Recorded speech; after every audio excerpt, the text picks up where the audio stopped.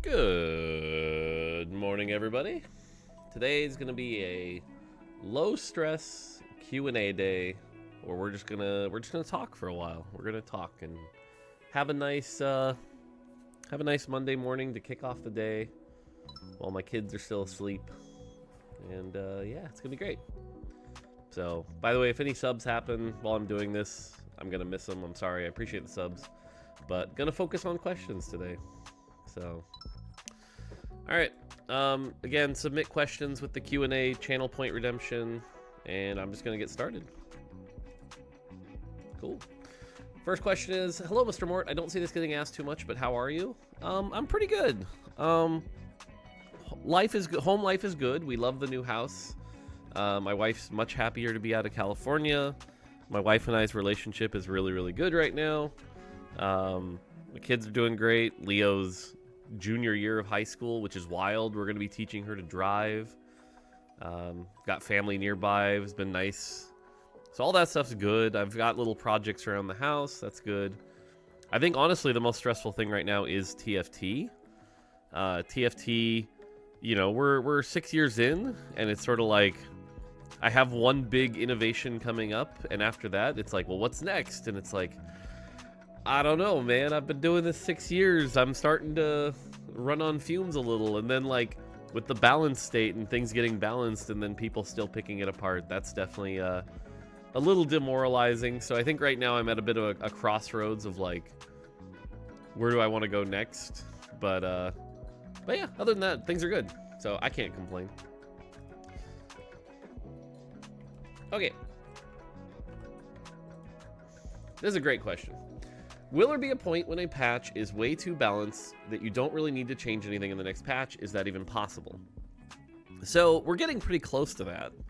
But what's really interesting is I've been thinking about this a lot, is, you know, what competitive TFT players want and what the balance means and things like that. And I think when things are imbalanced, like TFT is a game of variance. And so if you, like, let's use numbers for, actually, you know what? I'm going to do this. Hang on. I'm going to do this. This will be helpful. Okay, to oversimplify here, let's assume there are 3 compositions in TFT, and one is a power level of 60, one is a power level of 50, and one is a power level of 40, right? There's 3 compositions. And there are different, TFT is a game of variance, right? And so while the baseline power might be 60, if you high roll, it's going to be 70, and if you low roll, it's going to be 50, right? And so if you high roll this one, it'll be like 65, and if you low roll, it'll be 45, and if you high roll this one, it's going to be 60, and if you, low roll this one, it's going to be 30, right? Like, these are abstract number values for the comp. And the thing that TFT competitive players liked before when the game was imbalanced is that they could identify these compositions, which would help give them an advantage over the variance of low rolling and beat somebody who might be, you know, right around here playing a weaker comp, but they're high rolling.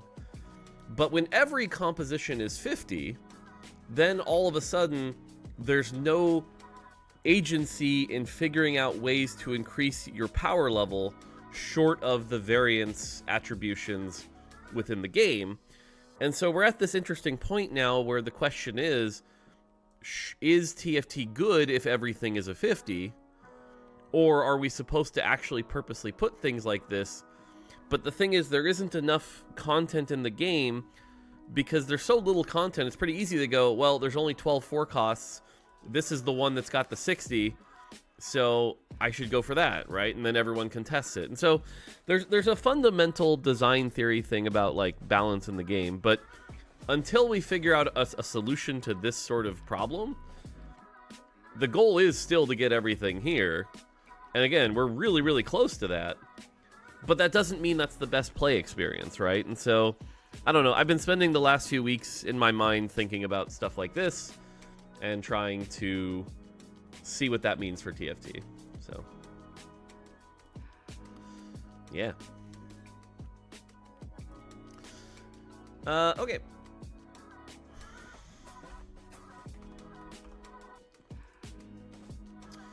Good morning, Mort. I've been wondering this for a while, but what are your opinions on the viewer games? Do you enjoy them? Are they good environments for testing?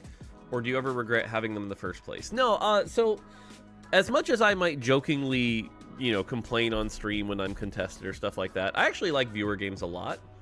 I think back to, again, like, imagine I was a kid and a fan of Mr. Miyamoto, and Mr. Miyamoto was like, hey, you want to play some Mario with me? I'd be like, right, like, that'd be freaking sweet. And so for me, the ability to play TFT with fans and have fans like have an experience where it's like, I got to play Mort, and I beat Mort when I high rolled this 3-star forecast, like, that's a good thing. And I really want to make sure that it still exists.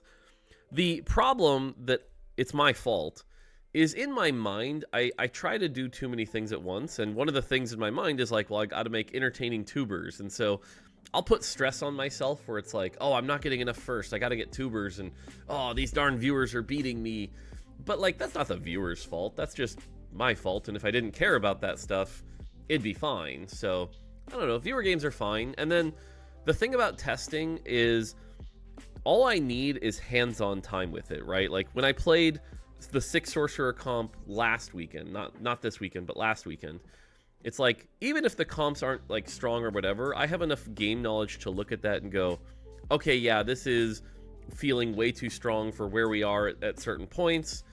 So nope, I gotta nerf this, right? Like I've got one of my special powers is to sort of see where things are and where they're supposed to be and how they interact. And so, yeah, I still think they are a good testing environment because they give me hands-on time, much like a play test with my coworkers. So TLDR here is I still like viewer games a lot, and I'm glad we do them. So, plus, oh, that's the other thing too. It also, I've always tried to keep revenue on the stream sort of back to the community, and the viewer game wheels are a fun way to be like, hey, congrats, you just won $50, and give some of that money back to the community also. So I like that part of it as well. So.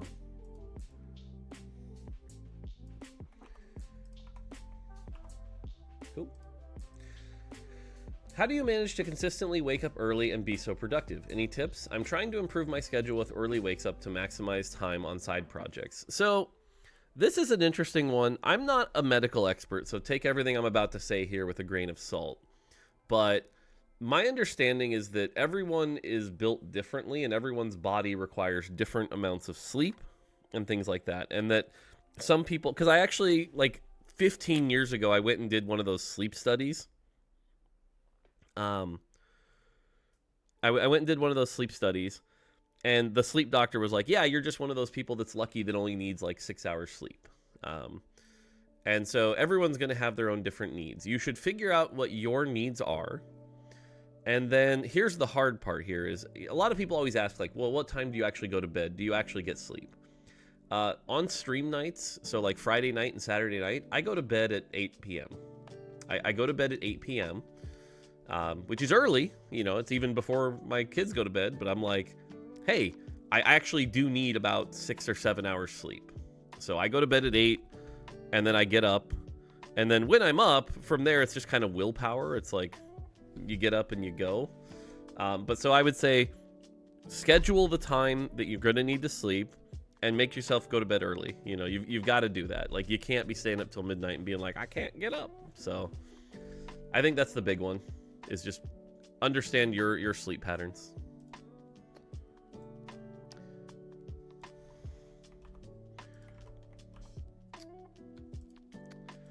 Is there a way to pitch you guys an idea, and what is the chance it'd get in the game? So, unfortunately, this is one that the game industry has sort of solved, and the answer is there isn't.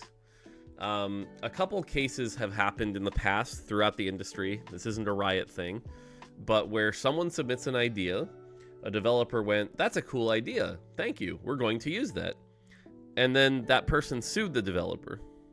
And so what happens is all the game companies nowadays are basically like, we're not allowed to listen to ideas. We actually used to do these fun things that were Mort Reviews custom sets. I think we did like 3 of them. And then it was like, Riot was kind of like, correctly, was like, don't do that. Because if we ever use something in those, it's a risk. And so The unfortunate reality is we're not allowed to do it, and it's not a Riot thing. It's a game industry thing. So the other thing I'll say is that with game creation, ideas are cheap. Ideas come from anywhere. There's lots of ideas. Ideas are not the hard part of game design. The hard part of game design is turning those ideas into creation using the resources you have and managing those resources to, you know, actually make it happen. That's the hard part of game creation.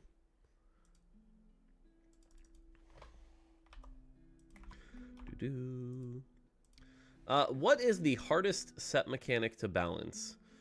Nothing is inherently hard to balance, right? The question is, what are the... Because again, balance is this buzzword that people throw out. Everything is a combination of permutations, and I'll always remember something Witty said pretty early on in the set, which is there's some number between 0 and infinity where a thing is balanced, right? Anything in our game that has numerical systems is easy to balance. And I think 8 Sorcerer is a good example of this, right? 2 patches ago, when 8 Sorcerer was 110, it was garbage. And I cranked the number up to 150. Turns out it's playable. Shocking. There is some number between 0 and infinity where balance can happen. So anything with a number value is pretty easy to balance.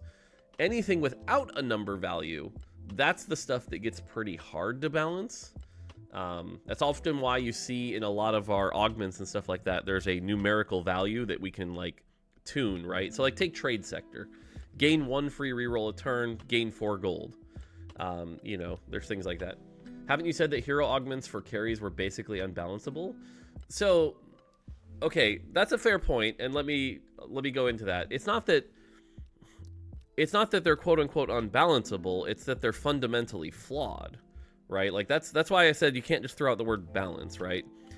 A hero augment for a carry says, here's a carry, and again, I'm going to use a number because numbers are the easiest way to abstract things. If the carry's power has been correctly balanced to 50, the hero augment increases that to 70, right? And so it's inherently no longer balanced. Now, the tricky part here, and this is the interesting thing, is if you think about a normal augment, let's take a normal augment that gives your team 20 AD, right? All you have to do is make the hero augment be equal in value to the 20 AD augment. The challenge with that is that it's concentrated power. If you look at most of our augments, you'll notice that typically they are team-wide. We distribute the power, and that's healthier because like 6 out of your 8 units don't have items, and so giving an itemless unit an extra 20 AD doesn't really break the game. Hero augments focus all the power and value into a single, you know, unit, which means for it to be equal to the 20 AD, it actually has to be much higher, and it's concentrated. So it ends up being tricky, and so that's generally why we don't like doing that. But again, it's not unbalanceable, it's just, it is what it is, so yeah. Ooh, this is a fun question. Hey Mort, what is your opinion about Silksong situation? Did they release the trailer too early? Because the gameplay in the trailer looks pretty polished in my opinion. Okay, I have a pretty strong opinion on this. This is a game industry-wide thing. I really like I think Nintendo is the closest to doing this correctly, but even they've screwed it up. I do not think you should be announcing your game to players unless it is going to be out within 12 months, and you can guarantee that. If you cannot guarantee your game will be out within 12 months, shut your mouth and get back to work. That's how I feel about that. There have been way too many games that have been announced and then canceled, or shown fake footage and then not anything. I think the one exception to this would be like if you're on a big, like someone in chat mentioned GTA 6. I think an example would be like if you're at Rockstar and you're like, yeah, we're working on GTA 6.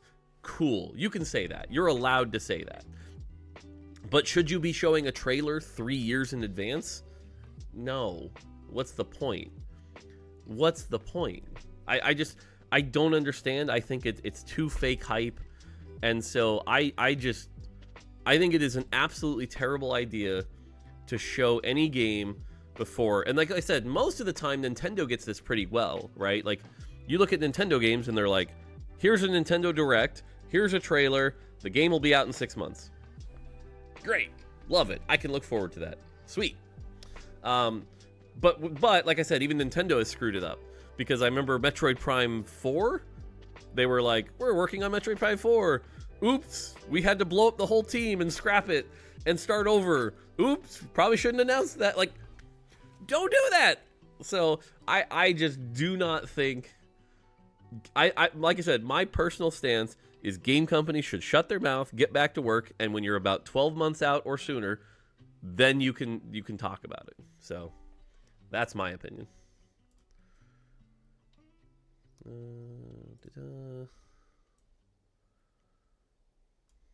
We've talked about that one.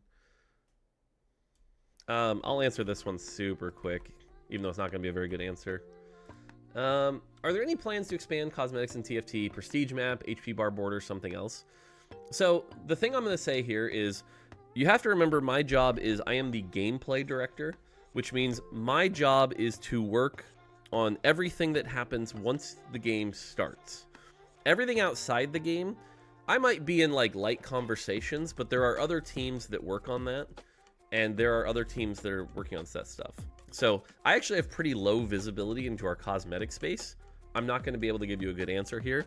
The other thing I'll say is if there was stuff being worked on, it certainly wouldn't be announced on my stream, right? Like, that team will make a cool thing, and then they'll be ready to announce it through the proper channels, and you'll get it. So that being said, I think from an abstract point of view, I think a free-to-play game is probably going to be looking for ways to find things that you guys are interested in to help generate revenue and keep the game alive. But it's challenging, right? Because that line between here's something really, really cool versus this is just a money grab is really thin. And a lot of free-to-play games really struggle with finding that line, because it's tough. Monetizing games is tough, and being perceived as fair is tough, and, you know, so it's a tough one.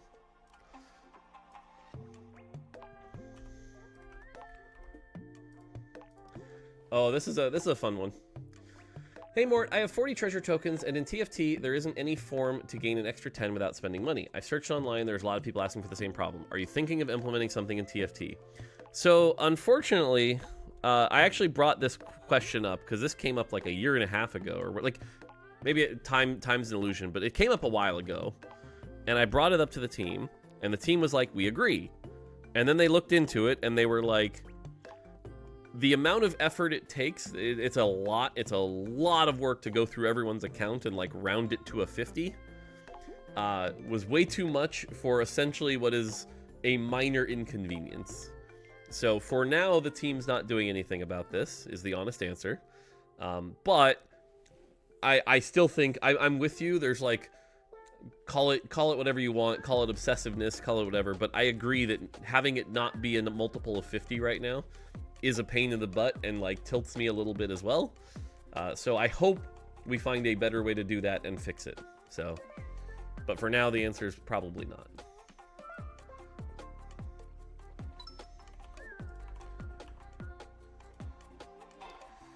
You always say when trying to help somebody get better, learn the item system.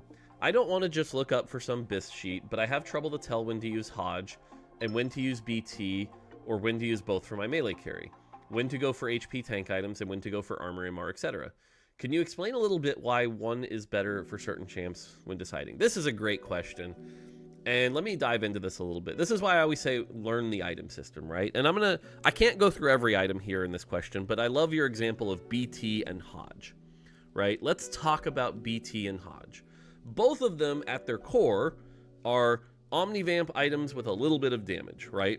So the question is, how do you understand which one is better where? I don't get it, right? And this is why I always say learn the item system. This is why mechanics matter. So let's compare the two. Bloodthirster only has 15 AD and AP, I believe. Could be getting my numbers wrong. But its effect is you get a shield for 40% of your health when you get low. So what that means is because it's a percent health based and the shield is really high, this is probably very good for somebody with a high HP count. So this is somebody like a 3-star unit. So if you look at like Violet, for example, a 3-star Violet has a lot of health. A Bloodthirster is going to be pretty good on that. So that makes sense. Now let's compare that to Hodge. Hodge, for example, doesn't have a shield. It has more AD and AP, and then when you get low, it gives you even more Omnivamp to heal back up, and it has crit. That's the other thing, is that Hodge has crit. So, champions that have high crit, or need crit, so ambushers are really good, or maybe someone with like an IE can be really good with it. And so that works really well. And in addition, because the Omnivamp goes up when you're low on health, someone who drops aggro can be really good with Hodge. Because like if they have BT and the shield is up when they drop aggro, that's not good. So Hodge pairs really well with Edge of Night. So for example, a Smeech who has Ambusher giving him crit, that's why Hodge, Edge of Night can be really good, because you're going to be dropping aggro, you're going to be doing lots of damage, and when you're high, you're doing more damage. And so understanding that fundamental difference is useful, because then when you go to the next set, and there's 2 champions, and one of them is, I don't know, Shaco who drops aggro, you're like, oh, Shaco's an aggro dropper. He's probably not Bloodthirster, he's probably Hand of Justice. And all of a sudden, you're at an advantage in learning the next set. And that's kind of what I mean, is when I always say learn the item system, it's like truly understand the differences of those items and their use cases, and that will give you an advantage to learning the next set. So that's kind of what I mean.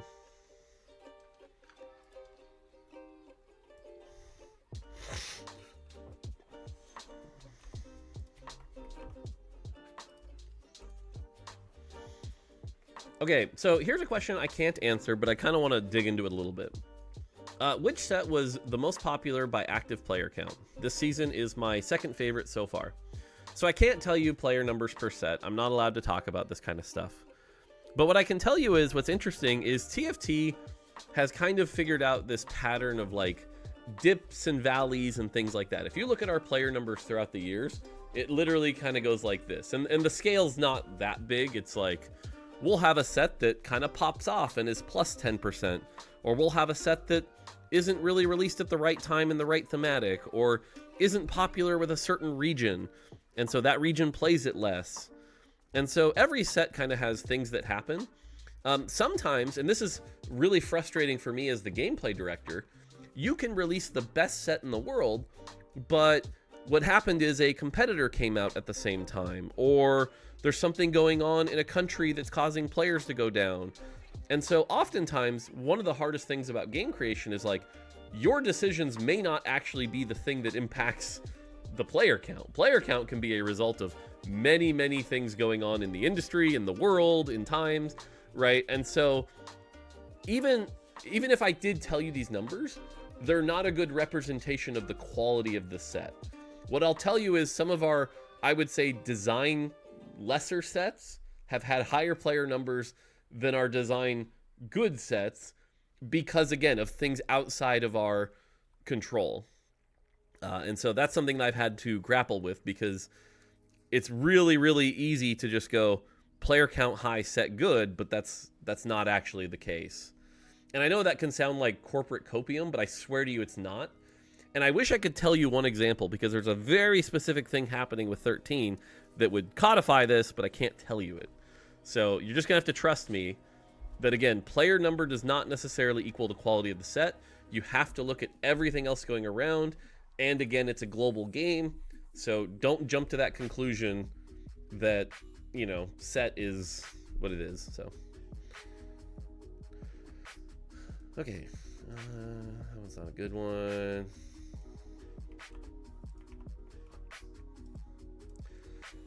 Okay, so I'm just going to answer this one real quick because it's been a hot topic lately. The question is there any chance Portal's choice are coming back?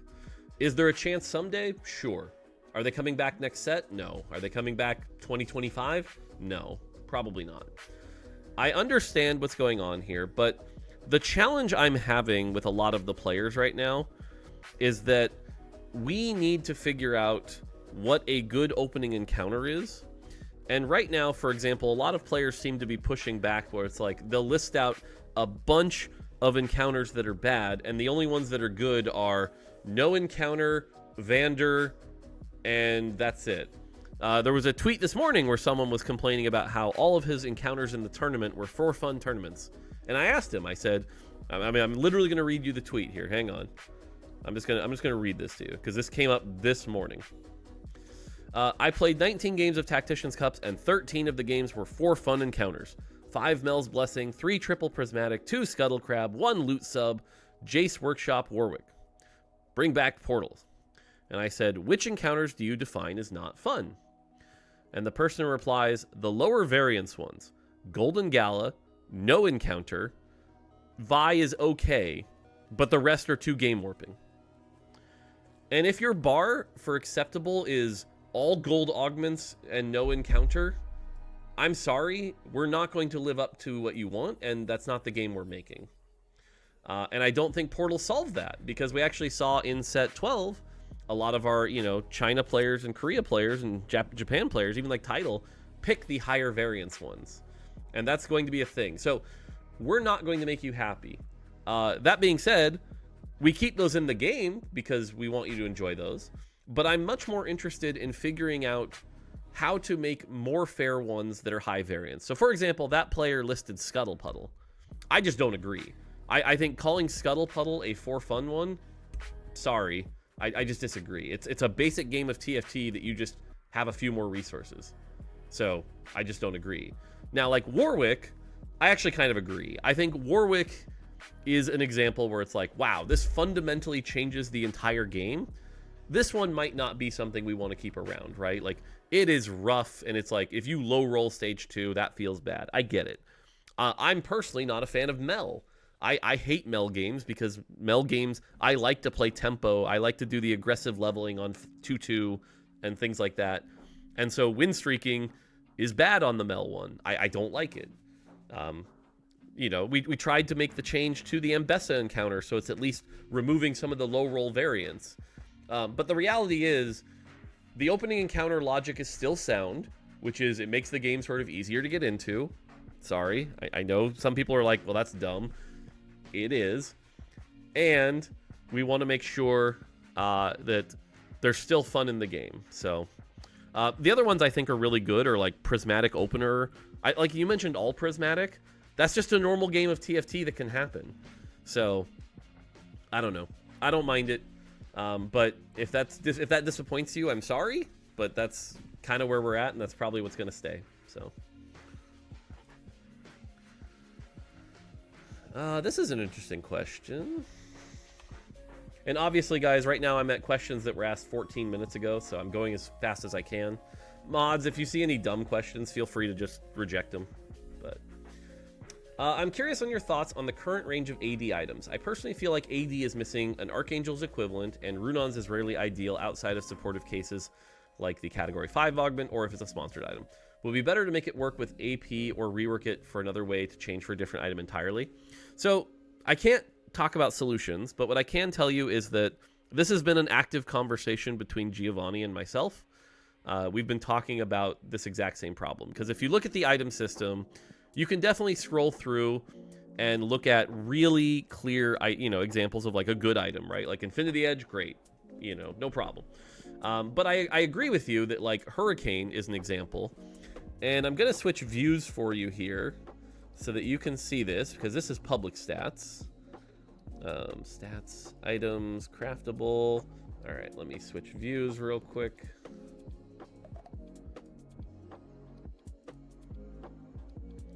Okay, so this, if you go to tactics.tools, this is all the craftable items in order of play rate, right?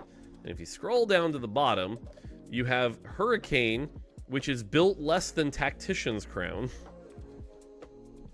Deathblade, Morello, Quicksilver, Deathcap, Shiv, Adaptive Helm, Protector's Vow, Steadfast Heart. Now, some of these aren't built low because they're bad. Like, Deathblade's not bad. Deathblade's a good item. It's just not built because people need their swords for Shojins and IEs and things like that. So we don't have a problem with Deathblade. But others of these, we're definitely looking at going like, who's excited to build this, right? You mentioned Hurricane. Hurricane's a great example. Oh, sweet. I can skip their tank and tickle the backline. Yay. Or Steadfast Heart was one we were talking about, where it's like, who's excited to build a Steadfast Heart? What's even the clear reason for a Steadfast Heart? Are you excited by this? Not really. So it's definitely on our mind right now to figure out like, okay, let's look at the item system. Let's see where there's opportunities to improve it. And that is a problem space we're digging into right now. Now, like I said, I can't share solutions, but we definitely agree that this is another area for improvement. And if you've seen our patch changes lately, when we get the game to a balanced state and problems are all mostly solved, find more things to improve, right? And so the thing to improve is that. So, yeah.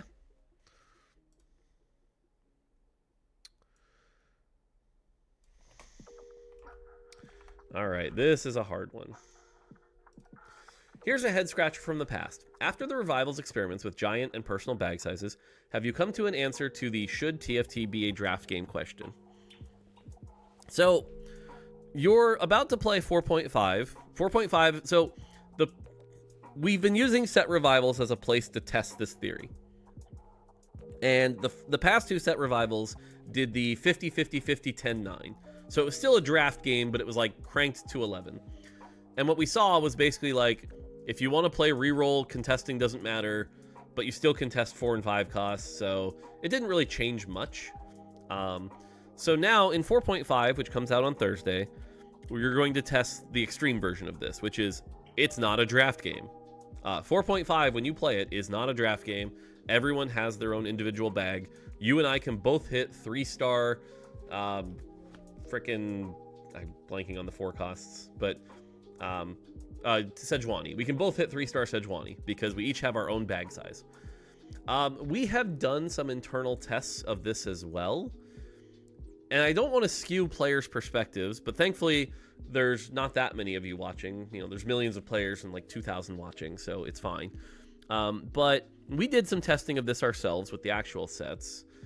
And what I'll say is, for the engaged people in the group, it had its trade-offs, right? It was nice to be able to just play what you want and like not be contested, but it did feel like the strategic depth of the game went down significantly. It was just like, yep, they're going for this comp. Nothing I can do about it. They happened to hit it. Woo! You know, and it felt pretty bad. So in the end, we decided not to pursue it on the main game side. But like I said, it wasn't all bad. It was trade-offs. And so that's why you're seeing the test in the 4.5. Now, it's possible our read was just wrong, and you all are going to play 4.5 and go, oh my god, this is so much better. I love just being able to play what I want, not be contested, and have so much more fun. And if we're wrong, cool, we'll consider that. Because that's the thing with developing TFT, is we're always challenging our assumptions, trying to see if we can make the game better. But I will say, like on a personal level, when we tested it, I didn't really like it. So, yeah.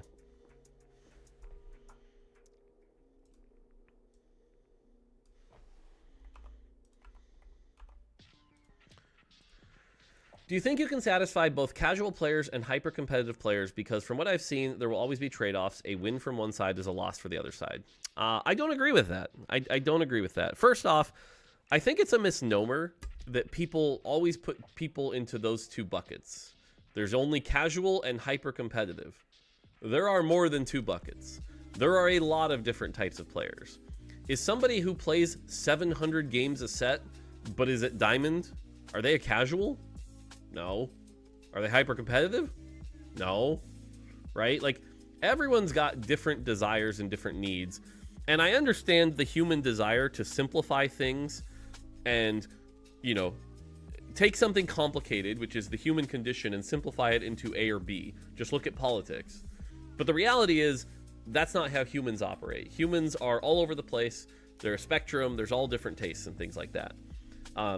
So my job as a game designer is to look at the entire audience, the broad spectrum of all players, and make the best decisions for that spectrum. Now, to your point, there are trade-offs, right? There are definitely trade-offs. So, for example, this is a dumb example, but let's say we just deleted encounters. They're gone, right? For some competitive players, they'd be like, fuck yeah, game's way better. Obviously, the trade-off is a lot of players would be like, this game's boring. You know, that is a trade-off. You're absolutely right. But there are some decisions that don't have trade-offs, right? The new item UI, that's just good for everybody, right? I think if you look at the remover change, where everyone gets a remover on PvE rounds, yeah, from a mechanical standpoint, there are trade-offs, but overall, I think everyone has kind of come to agree over time that, like, that was just a good change. Having a remover for everyone seems good. Everyone seems happy. You know, there's some changes coming next patch where if you get 2 of the same item, you get a Reforger. I'm guessing that one's going to be another, like, solid win, right? And so I think there are definitely changes out there that we can make that satisfy a lot of people. Now, even those examples I listed as good probably have like a 97, 96% hit rate. There are probably some players out there that are like, that was stupid. You ruined the game. Because again, everything's a spectrum, right? If I've learned anything from the internet, you can find somebody who has an opinion no matter how bad it is. But that's not my job. My job isn't to please everyone. My job is to please as many players as possible with good designs. And so I think that's what we're going to focus on, is finding designs that please as many people as possible across the spectrum of the player base. I know hyper-competitive players who like fun, silly portals. I mean, if anything, we watch the competitive scene in set 12, and we saw a lot of the China players pick all prismatic and all these high variance portals. And I love watching the NA competitive players complain about it. But that's the truth, is that, are you going to tell me the people who win worlds in China aren't competitive because they don't like what you like? Come on.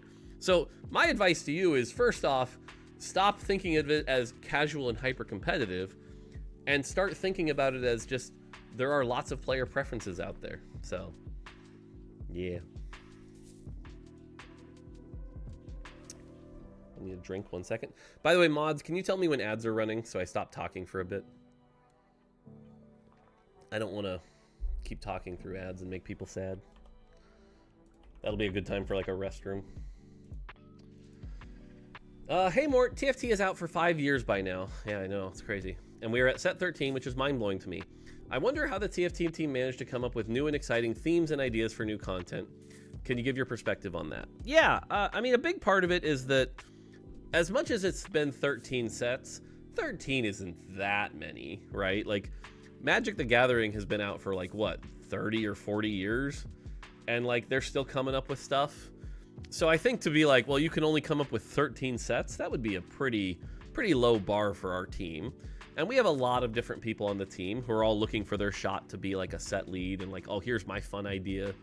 I know I've got an idea for a set that we tried to pitch for 15 and didn't work out, but like, I'd still love to do that set. Like, there's still plenty of ideas out there from a thematic standpoint. Like, the world is such an interesting place, and there's so many interesting thematics that, like, I'm not worried about it from that point. I think the harder part, and this is the part I'm much more worried about long term, is the mechanics, right? Because at some point, TFT from a mechanics standpoint is like, I understand how this game operates. There are 1 through 5 costs, they show up at this rate. There's a set mechanic that alters it slightly.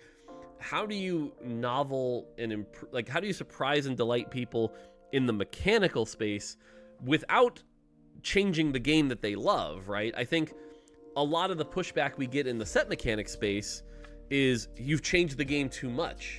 I wanted vanilla TFT, and now it's all about chosens. It's too much. You know, so finding new ways to surprise people in the mechanic space that don't drive away your current player base, that's the big challenge.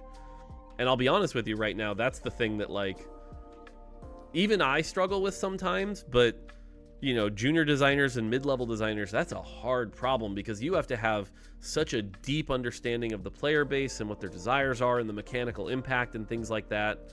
So it's a tough one. That's a tough one. So, all right. Chat's saying ads, so I'm gonna wait for 2 minutes and sort through some of these questions. I don't need that one. Okay, that's a good one. Artifact support items on carousel. We tried that. It was terrible. It was very, very terrible. I forgot we had the day off. I figured someone would. So.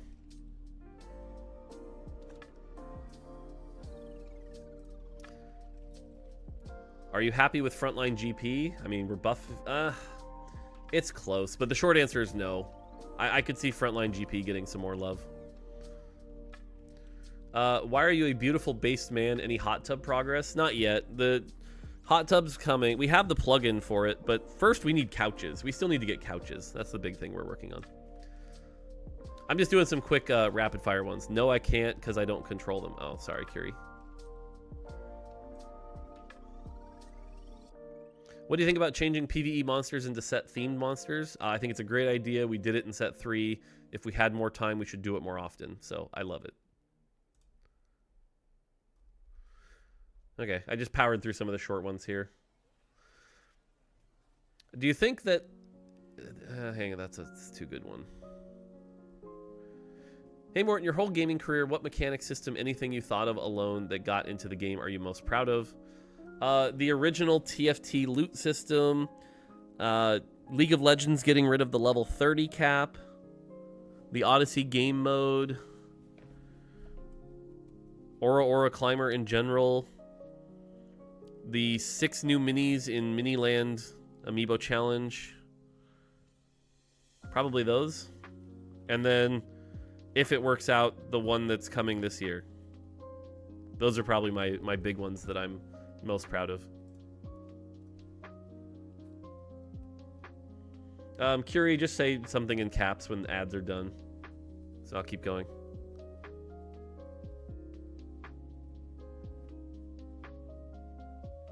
Level 30 cap removal was you? Yeah. So level 30... Oh, they're done? Okay. Real quick, the level 30 cap was one of my first big projects on League, because they were like, we're getting rid of IP, we need a system to do it. And I was like, I proposed getting rid of level 30 because I was like, being capped at level 30 for so long is dumb. So that was my pitch. I was really proud of that one. Okay, moving on. Hey Mort, longtime TFT fan, and I noticed that a lot of abilities seem to feel less satisfying as time went on, and like to know if I'm just crazy. Last set, the Revival set reminded me of how powerful abilities are for a 4 and 5 sauce used to feel. For example, Volibear with the AoE stun, Fiddle with the AoE ult. Was this something that happened before where 4 and 5 sauce abilities were made weaker, both in terms of power and feel, or am I just dumb? So this has come up a lot lately when people play set revivals, and literally this weekend when we played 4.5, I think this came up. But I pushed back a bit on this, and I think if you actually go back and look, it's not that the champion's abilities have changed. The big thing that has changed is survivability. Go back and look at old set tanks. They're bad. They're really, really bad. Tanks don't live. Pace of combat, and this is a tricky one, right? Like, you're saying satisfying, but what you're describing is my champion cast and exploded their entire team in one cast. That's what you're describing, which is true, and it happened, but it also results in combats being over in 8 seconds.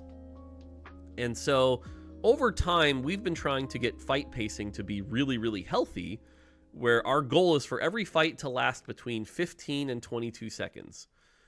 Jinx does that still. Yeah, Jinx is an example, but like it takes a while, and even when Jinx finally does it, people still complain about it. So we have definitely, I don't want to say we've nerfed skills, but we've definitely made things like survive and had a healthier combat pacing, and I think it has made the game better. I think the reality is the versions that you're playing in like the set revivals where everything explodes are more fun initially, but fall off a cliff because the novelty wears off fast. So like you watch an RE2 from set 4 blow up a team and you're like, that was so cool. And then the 5th time you watch it, you're like, there's no counterplay. I can't do anything about it. And the 10th time you play it, you're like, this game's bullshit and I don't want to play anymore. So I think what we've done is we've traded a little bit of that initial satisfaction for longer term health of the game so that games feel a bit better. And again, there are trade-offs. Like you said, there is lower initial satisfaction. I agree with you. But I think for game health, we have to make that change. And I will say, personally, and this is my hot take, is every time I play a set revival, it's actually painful for me because all I see are like the dumb things that we did in the past that we shouldn't have done before. So I don't know. I don't enjoy these, but that's why set revivals are there, so that you can play them and go, that was neat and cool. Sweet. But I don't think I'd ever want to go back to that, basically.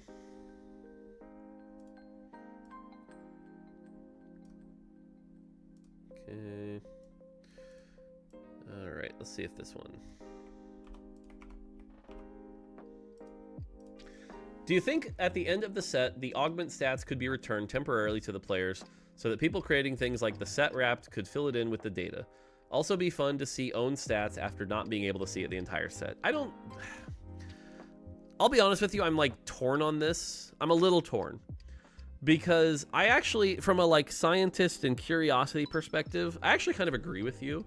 Like at just the end of the set and sort of being like, oh cool, I'd love to learn and see what things were and challenge my assumptions.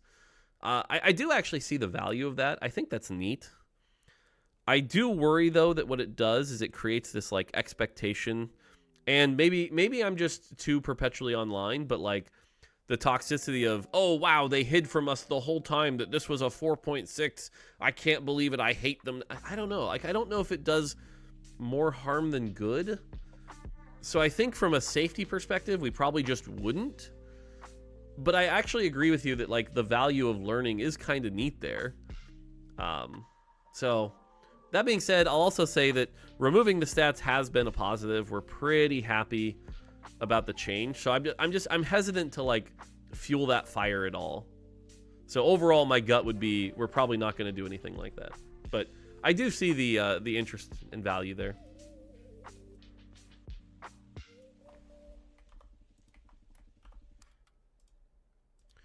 Good morning, Mr. M-Dog. The past few patches have had some TFT unique and lore-based champions. How often can we expect cool new champs that aren't just from LoL? For example, lore has a bunch of cool Darkins to pull from, like Balkux. Is that a real name?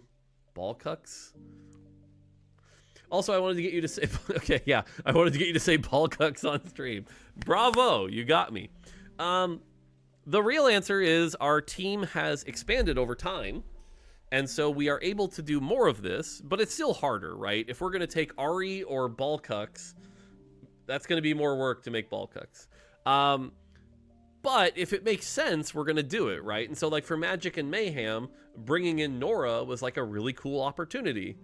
You're just pronouncing it wrong? Okay, I don't know how to pronounce it, but... I mean, B-A-A-L is ball, but anyway. I think if it makes sense, then we'll do it. And like Arcane was another example where like adding 10 champs makes sense. But I also think like let's take this to the extreme for a minute. Let's say we were making set 16 and we made 30 new things. I think if it gets too away from the League of Legends IP, all of a sudden people who are fans are kind of like, what is this? I didn't sign up for this. We've actually even seen with the Arcane set, believe it or not, which I don't agree with these people, but I have had some pushback from players who are like, I don't know who these 10 people are. I don't want to watch Arcane. This set is dumb.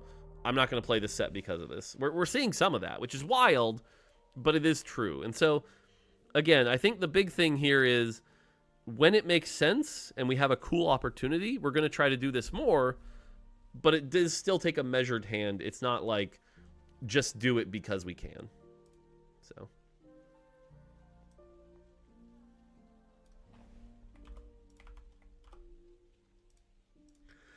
recently, the TFT team has been changing, adding, optimizing the UI, whether in or out of game. Could you give us some insight on how, why those were altered? For example, the item bench, the team builder being added, or the game-to-game differences, Exalted Academy or Janna from set 8.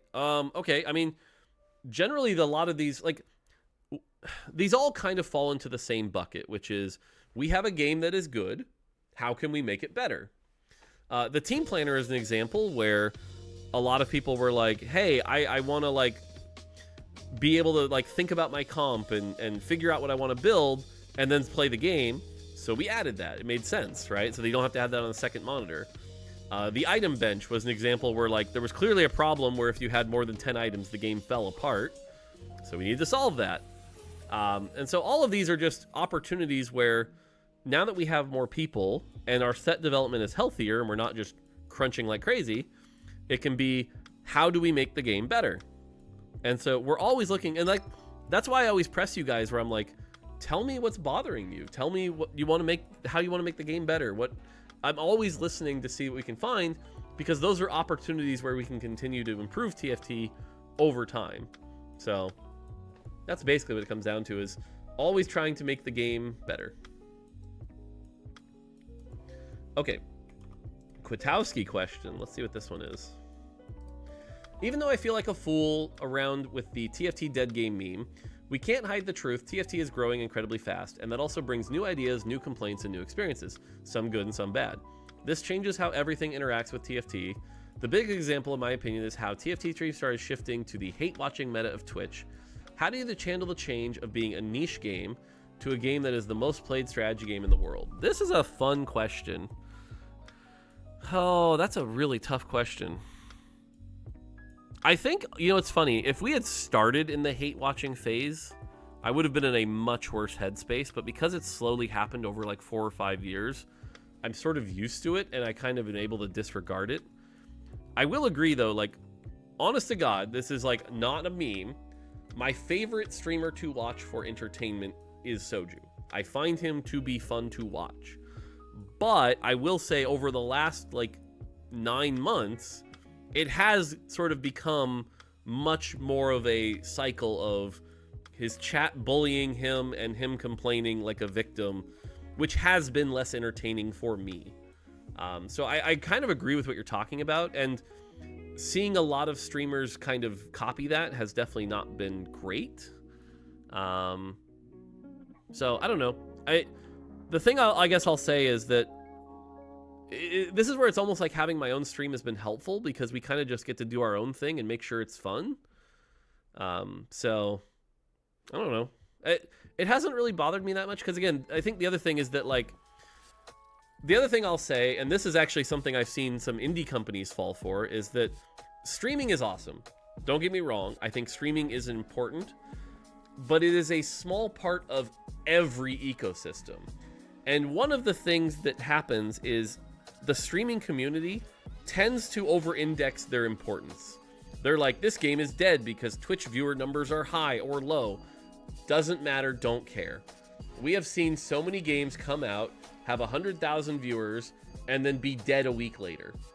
I get it, but streaming is definitely not that important. It's a cool, tight-knit community, but it's not that big a deal. And so the reason I'm bringing this up is because, you know, you mentioned like, how do we handle that? Well, the reality is TFT streaming is a very small part of our incredibly large game. And so while the streamers might complain, we've got player surveys, we're watching data. It's like, things are good. So not going to worry about it too much.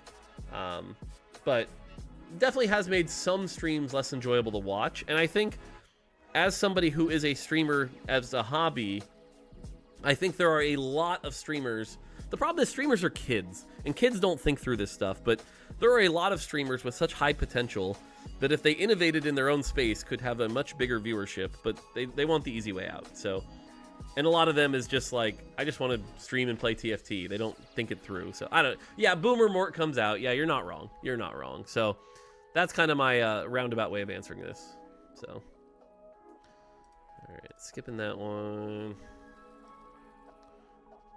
Oh, I mean, this one will be quick, but I'll answer it real quick. Apologies, this has been asked before, but a friend wanted to know what was the thinking behind having no encounter starts in the set. In his opinion, it'd just be better to have an encounter, make the lower impactful ones skew more common if you just don't want it to be extreme games. I can kind of think, but I think your answer would be better. Haha, I'm personally fine with no encounter games. I mean, the reality is they're there for the people that want a vanilla game of TFT. That's why they're there. I personally find them boring. A lot of our really high competitive NA challenger players love it. That's their favorite. It's like vanilla TFT. It's there to exist for those people, and that's fine. You know, I think with all of the encounters, there are going to be a few you like, a few you don't like, and a few you're fine with, and so that's why it's there. I will say, the fact that this is in the set revival, though, actually bothers me a bit. It's like, well, who is that for? But I'll give that feedback to Christina on Monday or Tuesday. So yeah, that's that one. Don't answer that one.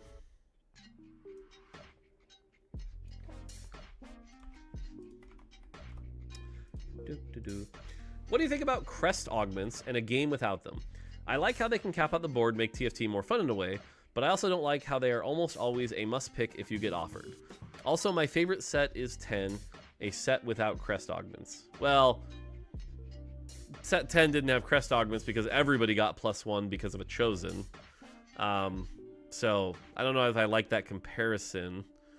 I will say though, this is tricky because there is a part of my competitive brain that's like, yeah, emblems are a very basic mechanism that are easy to understand, right? If I'm playing vertical rebel, getting more rebel good, and that's kind of nice for a learning augment compared to get 30% AP shields, win something. Like, they're nice and simple and easy to digest, which means they're good for the game. But I do agree that having to balance around them is tricky. I also think we've done a good job of minimizing them. For those who don't remember, preset 10, you could get like 2 or 3 of them. You could get the gold emblem and then the prismatic emblem and then also drop a spatula. Like, it could get pretty out of control.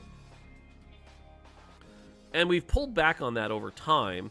But what I'll also say is, as we've pulled back on that over time, there are definitely people who have like, you've made the game less fun. I loved the game where I got 3 emblems, and it's like, I hear you, but also health? It goes back to the variance in the numbers, right? It's like, if the baseline of a comp is X, and the variance where you high roll these exact 3 specific augments is X times 4, that's probably too high. So we have to minimize that variance, but there's only so much you can do. I think if I, like, gun to my, like, this is not an official, like, we're going to do this, but if it was gun to my head, what I would actually consider is, like, do we need to have emblems, like, in both gold and prismatic? It's nice that they're already mutually exclusive. That's a good thing. But should it maybe only be one or the other? That's worth at least considering.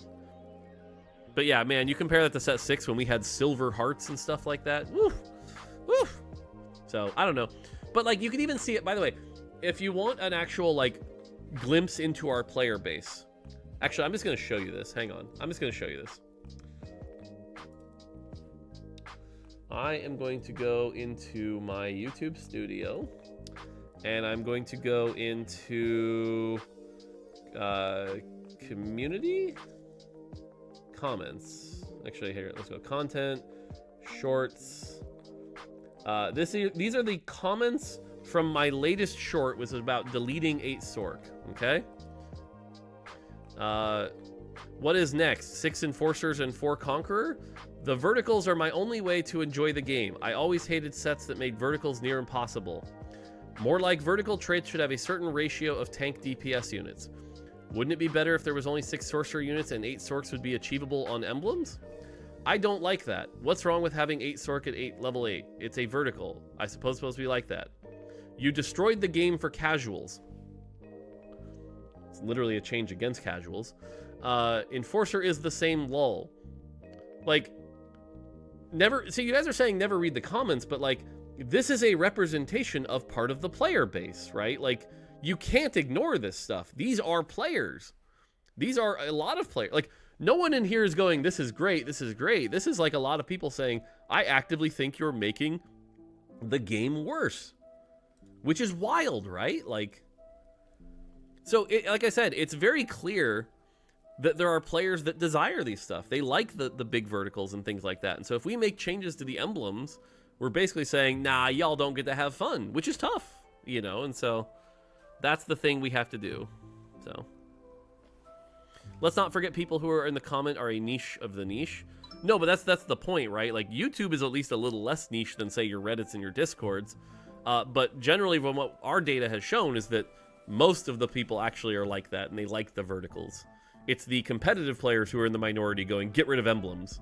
They're kind of the minority here. So that being said, I'm still going to make what's best for the game, but yeah.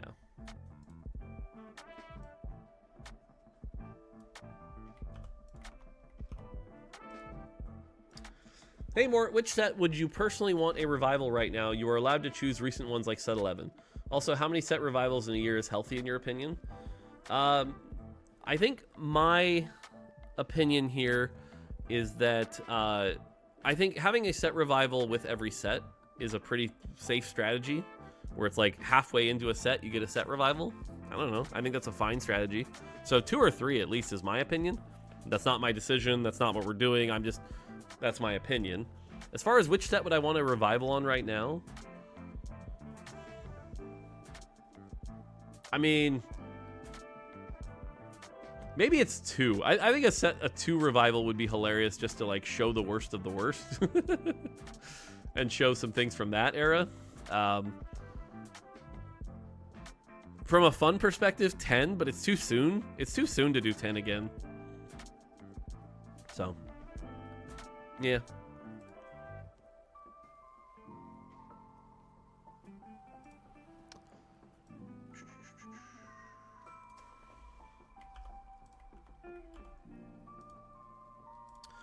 Hello. As someone who's played 400 plus games in this set and reached their peak rank of Masters, I always feel like the best quality of life changes come very late in the set.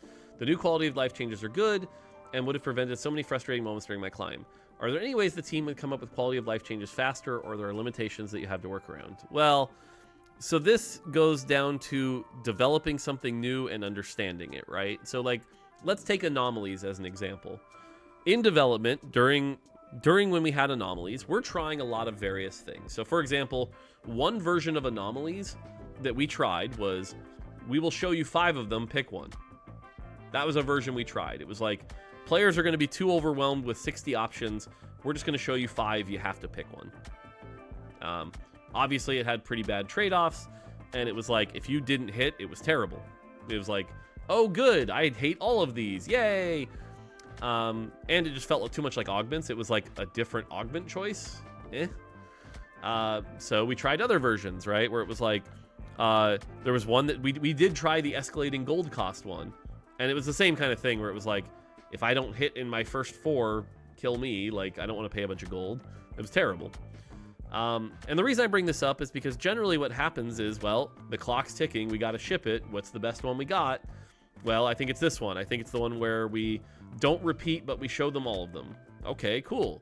And then we ship that to players, and then we learn. We learn a lot of things about the game, right? So it's like, oh, turns out no repeats is really, really toxic and leads to forcing. We need to fix that. Or, oh, turns out having repeats, but when you repeat too often, feels like crap.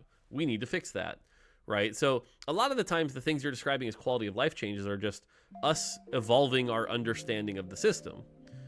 Now, to your point is, well, like, how could you ship it sooner? I mean, in a perfect world, we have the mechanic and it's done a year beforehand, and we're somehow studying it and knowing everything about that system and making sure it's perfect. It's an idealistic world that is not real, but yeah.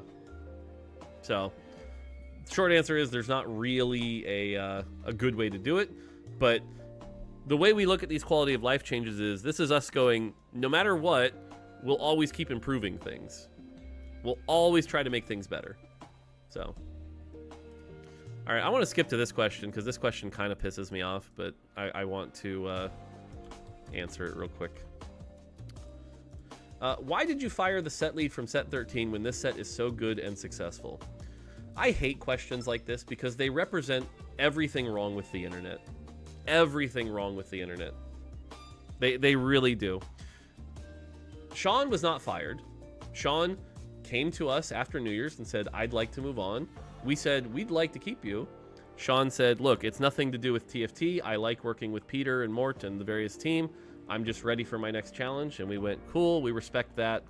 And Sean moved on. That's it. We didn't fire them. We would love it if they'd stayed. But you're asking with such uncertainty, like you know, which I don't understand. Like, how do you... What makes you think you understand this? Why are you so okay with being so ignorant? I don't get it. I actually don't understand how you can go through life and just be like, I'm wrong and I'm okay with that. It blows my mind and it actually offends me. Like, this is the kind of thing that actually tilts me off the frickin' planet, because most of the internet is this. Most of the internet is people like, well, yeah, I totally know what's going on here. You don't know shit. You're an idiot. And yeah, I'm a little worked up because, like I said, we didn't want Sean to leave. We like Sean. So Sean was a good designer. Sean did lots of great things. So we didn't fire Sean. There's your answer.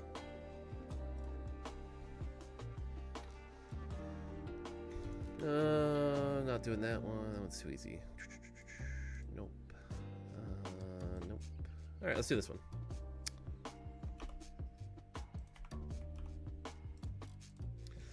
Regarding 6 cost this set, from my point of view, most of the players went into simple route, 6 cost equals powerful equals damage. And then when the damage meters were not meeting their expectations, players went 6 cost bad and completely discarded all the utility they provide. Mel providing shield plus lifesaver, Victor providing CC, and Warwick providing execute plus tankiness. Do you believe that their introduction could have been handled better to emphasize their strengths, or can we blame players a little? Well, okay. So the way you frame this question is interesting, because can we blame players?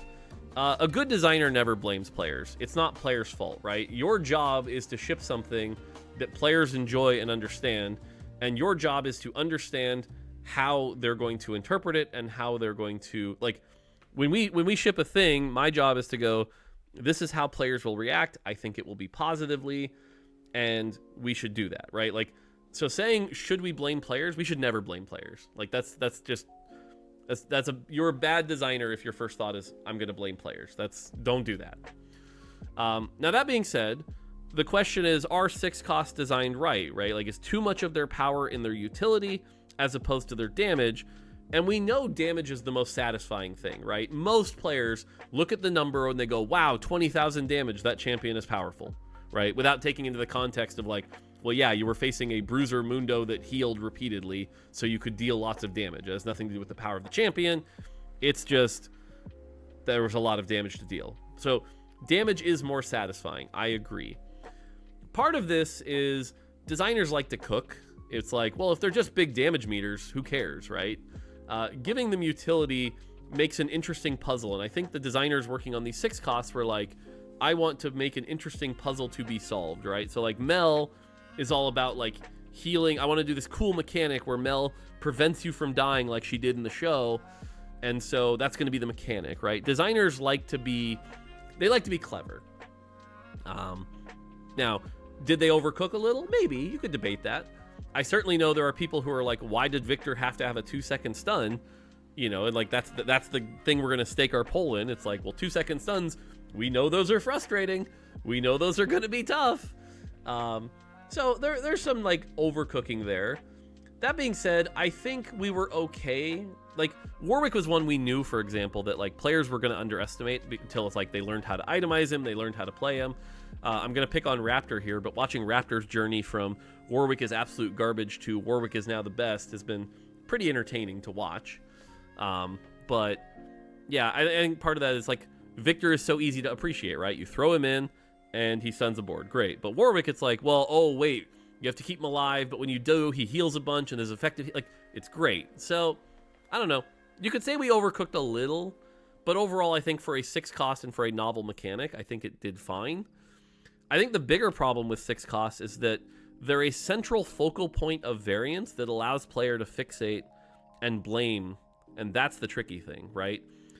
Very few players go, yep, they hit their 2-star 4, like 2 of their 2-star 4 costs, therefore they're going to beat me. But many players will be like, they hit a 2-star 5 cost on 8, that's bullshit. Or they hit a 6 cost, that's bullshit, right? Like, the game is full of lots and lots of ticks of variance, but 6 cost is such an in-your-face moment of variance that's just like, they have one and I don't, and I'm grumpy about it, that it created sort of a scapegoat for performance that I don't think has been healthy for the game. And so I will be glad when 6 costs are gone. They were good for the set. I'm glad we did them, but I'm also glad they're just a set mechanic. They're not a permanent part of TFT. So cool. Yeah.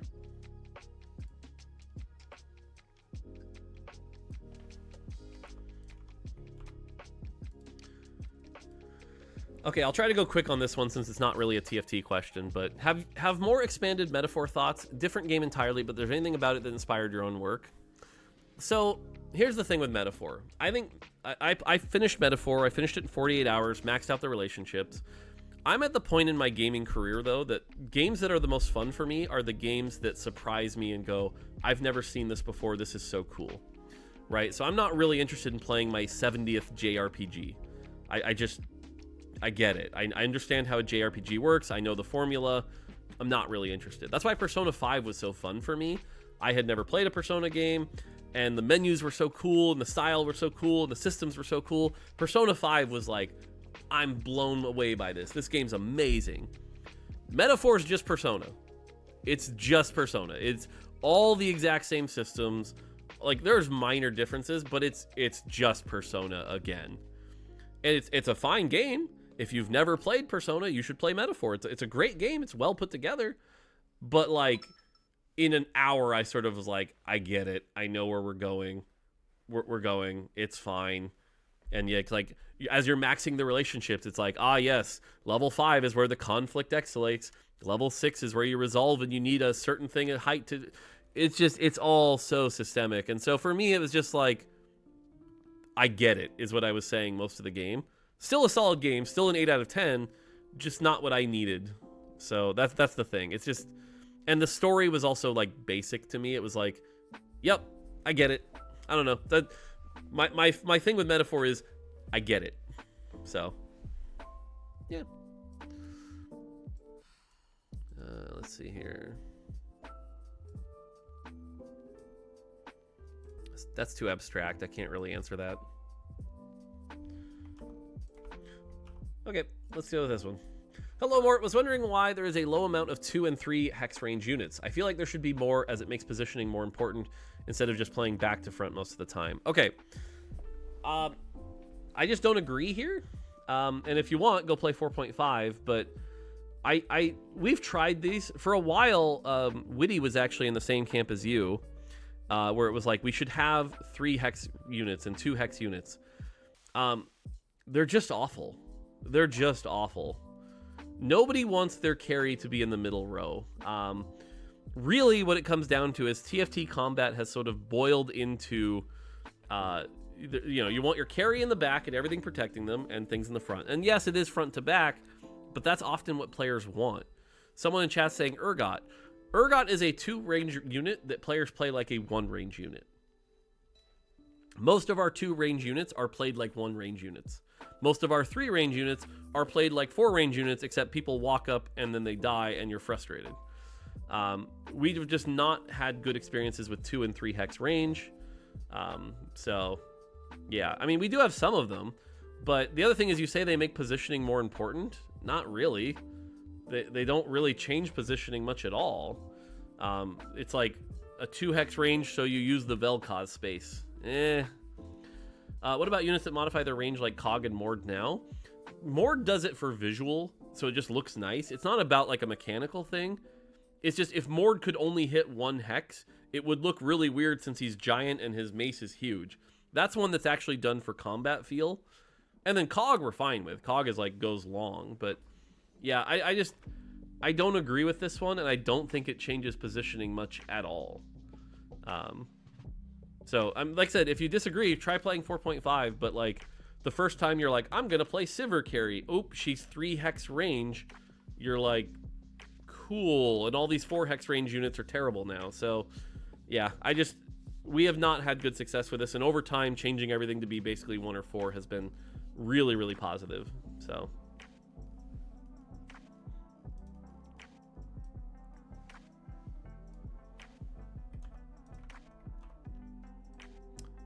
Hey Mort, thanks for the great work you and your team does. This isn't a complaint, but rather something I'm curious to know.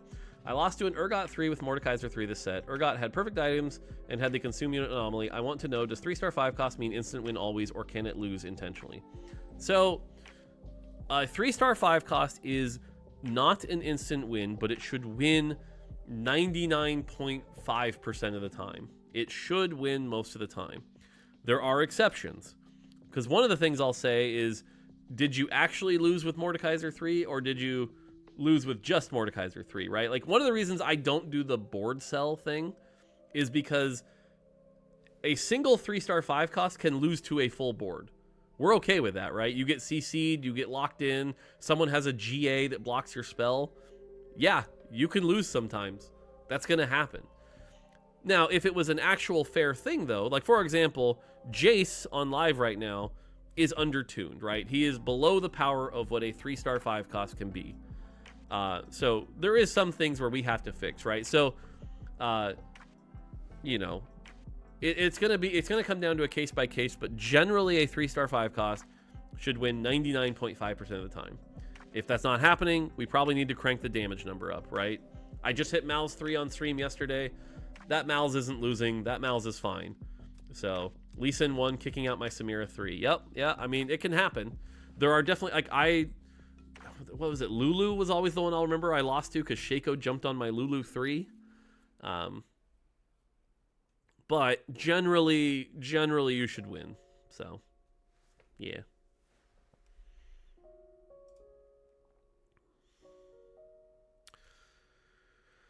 Okay, we're getting to be a half an hour behind, so I'm trying my best here. Hey Mort, thinking about a healthy growth of the game, I think they should make faster patches for things like exploits, critical bugs, or absurdly unbalanced characters, a type of patch C in 2 to 3 days to make the game more great. Okay, again, I'm going to be a little bit of a bully here. This isn't a question. You're supposed to ask questions. This is not a question. This is, I think something. And what I'll say is, we launched the set, and then A patched, B patched, C patched, and D patched in 4 days. If that's not fast enough for you, I'm sorry. Go play something else. We are the fastest game. Not fastest strat. We are the fastest game out there in terms of response time. I know because I'm obsessive about it. I know because I get in trouble for how much we do it. So if that's not good enough for you, suck it.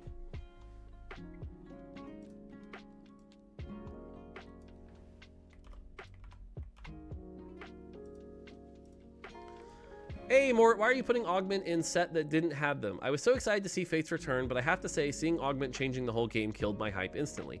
I love the mechanics, just wish it wasn't everywhere. I already liked the game without it. I don't need it to enjoy the game. I love this question. I actually think this is a fair point. I actually think this is a really fair point. This is a tough one. So again, I have to respond again, like, I don't work on set revivals, so I do not have an impact on these decisions. Everything I'm about to say is simply me thinking as a designer about like what I would do in this situation. Okay? So you would have to ask that team why they made this decision. I haven't had the chance to do that yet, and I don't want to speak for them. It is important to not speak for other teams who have more context than you. Okay? They are much more informed. Generally, my understanding here is we have done a bunch of set revivals. And the other thing is that one of our partner teams, Fight for the Golden Spatula, have done a bunch of set revivals as well. My understanding, and I could be wrong, is that Fight for the Golden Spatula did a few set revivals without augments and a few set revivals with augments. And in those, I believe the ones with augments performed much, much, much better. I believe. Again, I don't know that for sure. And so that might be a reason why we're like, cool, it's shown that much more players would rather play with the augments and the innovation. My guess is it's not about the augments, but the reality is a set revival isn't actually what you think it is. It's not, I want to go play the old set.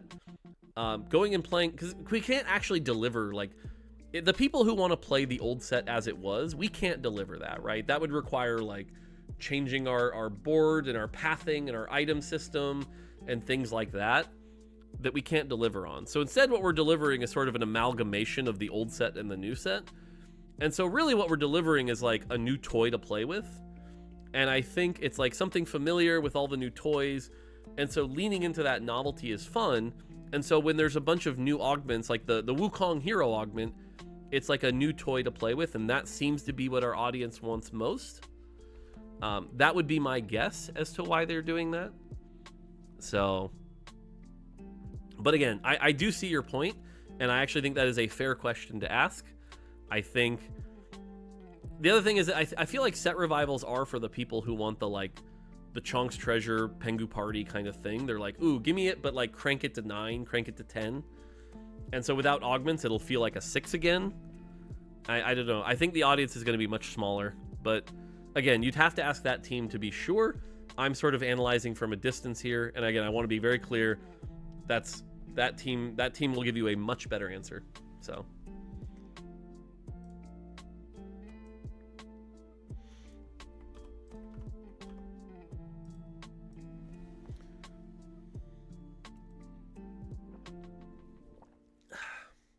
Hey Mort, what is your opinion on infinite stacking stats items?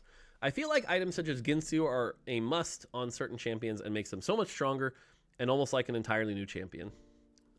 So I think infinite stacking is incredibly fun, and a lot of our players really, really like them.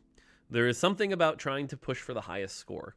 I think the best examples of this that we do, though, are ones where it's not just the number, it's also something visual. So the literal number one best example I think we've ever done of this, Cho'Gath.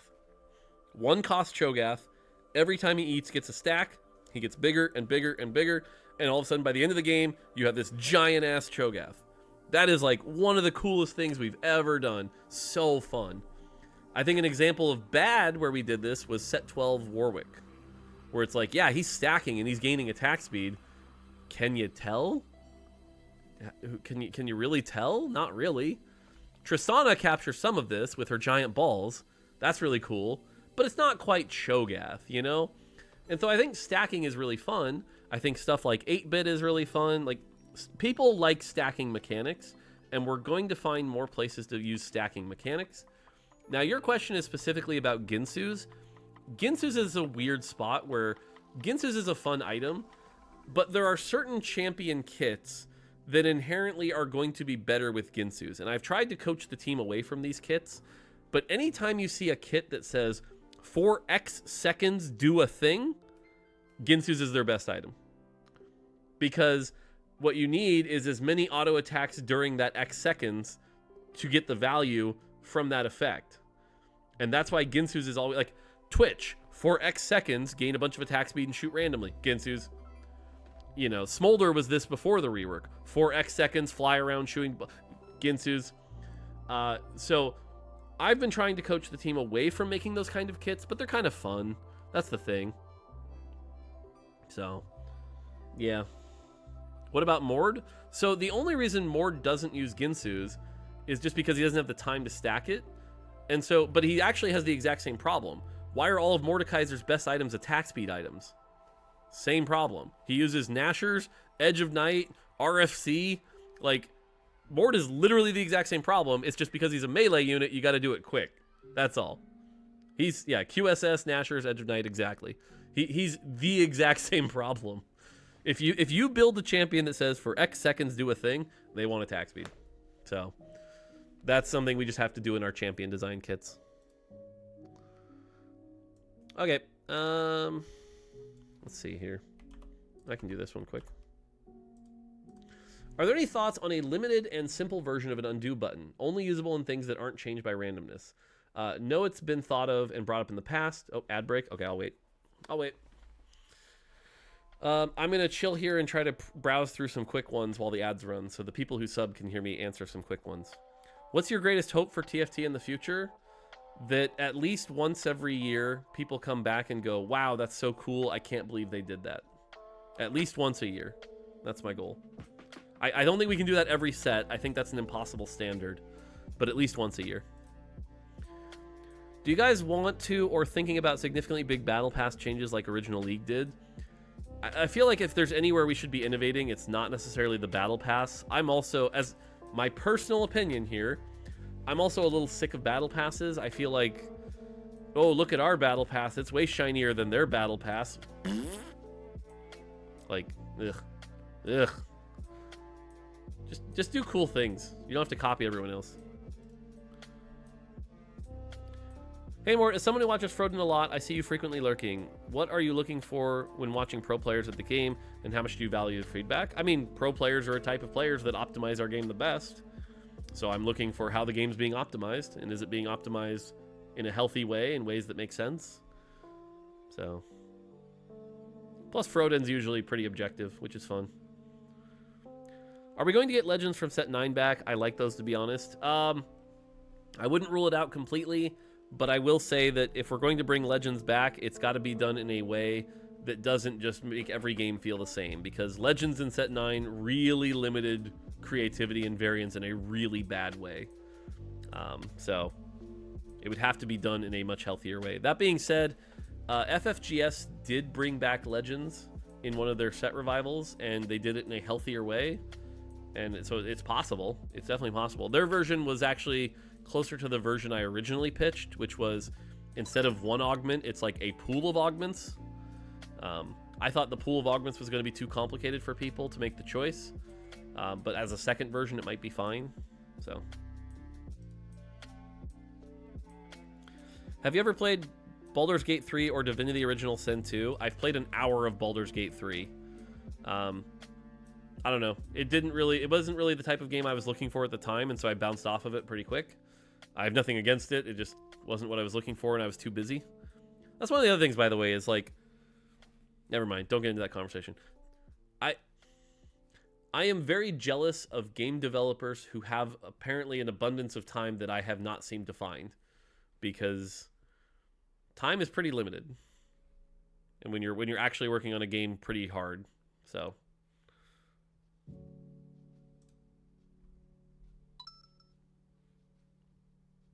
And when I see other game developers with lots and lots of time to play lots and lots of games, whew.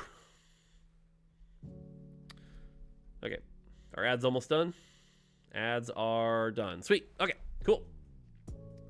Okay, so are there any thoughts on a limited and simple version of an undo button? Only usable in things that aren't changed by randomness like rolling. No, it's been thought of and brought up in the past, but there were issues with it. It'd be nice to undo item creation mistakes or over leveling and not being able to buy a unit. So I love streams for hours. Where's my time? I mean, I'm trying to make the game better. Come on. So the undo button in theory is a great idea.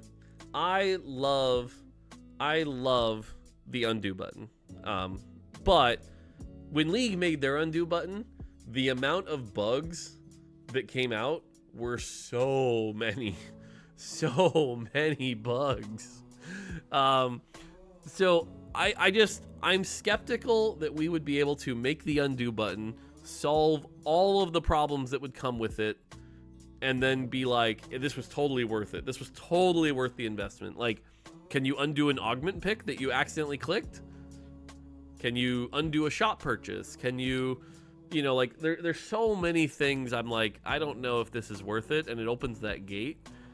I think the reality is we kind of have to, like, we've added extra removers, we've made things to try to simplify it down, but I think in the end, we probably just need to be like, look, if you make a mistake, you make a mistake. Like, don't make a mistake. But if we can figure out a way to do it, though, it would be nice. Even if we just limited to, like, making items, right? Like, sure, that'd be good. So.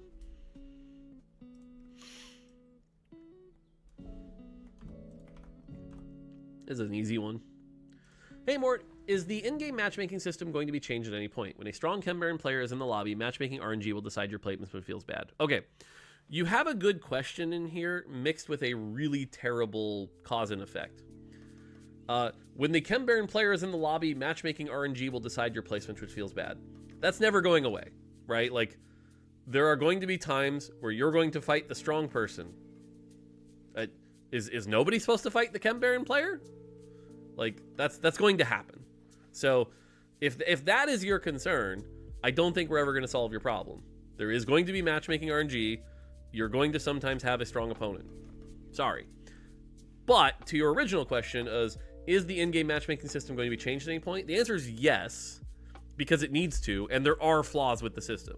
The system has been around since set 1, and it has problems. For example, do I think 2 players should never have fought all of stage 2 and 3 and sometimes 4? No. No, I think that's terrible. I think that's really, really bad, and we do need to fix that. I do think the distribution of who you fight should be a bit more normalized. Absolutely. Right? Like, but do I think it should be like the 2 win streakers must fight each other right now? No, not necessarily. So I do think there are definitely improvements to make in the system, and we should. We absolutely should. 2 100 streakers into stage 4, yeah, like that, probably not okay. They probably should have fought at some point. The question is, what is the line, right? We need to figure out what the line is. We need to figure out when that can be the case. And yeah, so, but again, if your problem is, well, I fought the strong person and I lost, welcome to TFT. All right. Again, if your question's older than 30 minutes, I'm sorry. I'm trying to do the best I can. Hello, we don't have any more mid sets. I think it's good, but in previous sets we got new content in mid patch like pans and new artifacts. So since this set's good balanced, will be in this set something that will change the sets, or will be just waiting next set situation? I understand that TFT already had a lot of new stuff pretty hard, but anyway. I mean, we're adding 9 new anomalies next patch, so there's definitely some new stuff. I think it's generally like, it's, for us, it's not about finding like every set needs to have like a mid-set update or a content update or anything like that. The bigger thing for us is it's an opportunity to add something we think is good for the game, right? So like pans were something we wanted to do for a long time, and that was just the right time. So it wasn't about set 12 having an update. It was like, hey, time to add pans. So that was the big thing. Yeah, but like I said, we just added 9 new anomalies. I think the big project for next patch that I want to do, which you're going to laugh because it's not adding something, it's removing something. But next patch, I want to remove Chem Baron Emblem and balance around that, because Chem Baron Emblem has been a problem and causing a lot of issues. But like the Sorcerer change, stuff like that. But yeah, what we add when we think it's right. So, but otherwise, most of the time we're focused on the next set. So.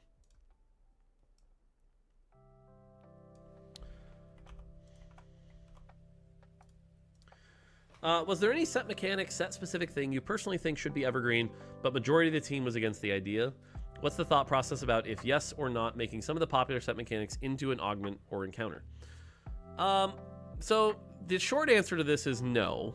Generally, we're pretty aligned. What I'll say is, though, is that I tend to sometimes incorrectly err on the side of that was cool, keep it, right? Like, hey, those shimmer scale items were cool, let's put them in an augment. That's the kind of thing I would do. But doing that too much leads to the game getting bloated.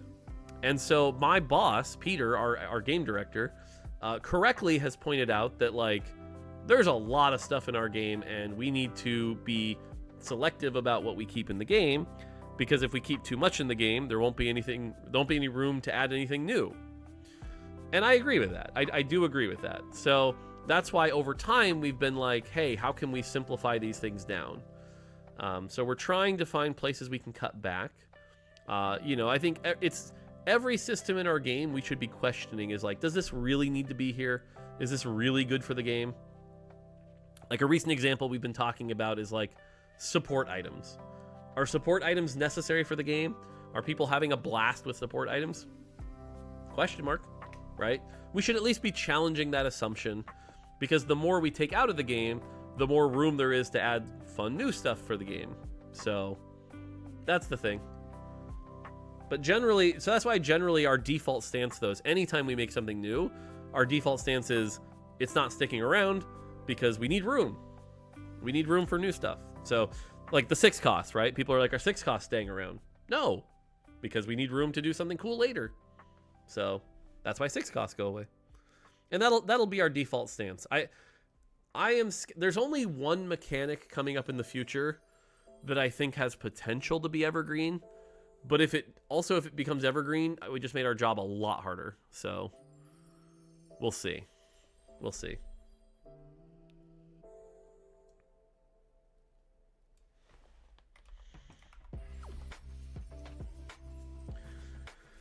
Hey Mortdog, why is TFT or League in general so tied to the server you sign up? In most other games, you just select the server where your game is played. Why League has these walls between regions? I somewhat understand League, but in TFT, ping does not really matter. Could there be a server selection or pick ban server as in Face It? This is a great question. I'll be honest with you. I don't actually know the answer to this one. This is me being a little ignorant to how game servers work and stuff like that. I agree with you, the ping doesn't matter, but that's not really what you're asking, right? You're asking about like the ownership of the account. So an example of this, it would be like, again, I'm probably going to say some dumb examples here. I'm actually pretty ignorant to this space, so bear with me here. People in chat are going to be like, Mort doesn't know what he's talking about. You're right. I don't know what I'm talking about here. I'm admitting that. Like a game like Halo, you have your account, and then you choose the server to join for a game, play the game, and then pick a different server, but your account is still like sort of local. Whereas in TFT and League, the account and all of its ownerships are on the server, and so even if you change servers, which you can do, the account stays. I don't know the reasoning for that. There might be a tech reason beyond that. What I'll say is, I mean, like, I can play on OCE, I can play on China, I can play on EU, no problem. I agree with you. But there might be some tech limitation about like why your account can't move around and stuff like that. I don't know. So, and there might be other games that do that and other games that don't, that I don't know, right? So like, I would actually want to study this before I could give a really good answer. Can't sell server transfers? I mean, maybe. I don't know. Like, I'm literally, I just don't know enough to give you a good answer here, but it's an interesting thing I'd want to study. I'd want to go look at a bunch of other games and be like, how do other games do it? How does Marvel Rivals do it? How does, I mean, I already know how WoW does it, but how do all these other places do it? So I'd be interested in knowing, but I don't legitimately know the answer. So.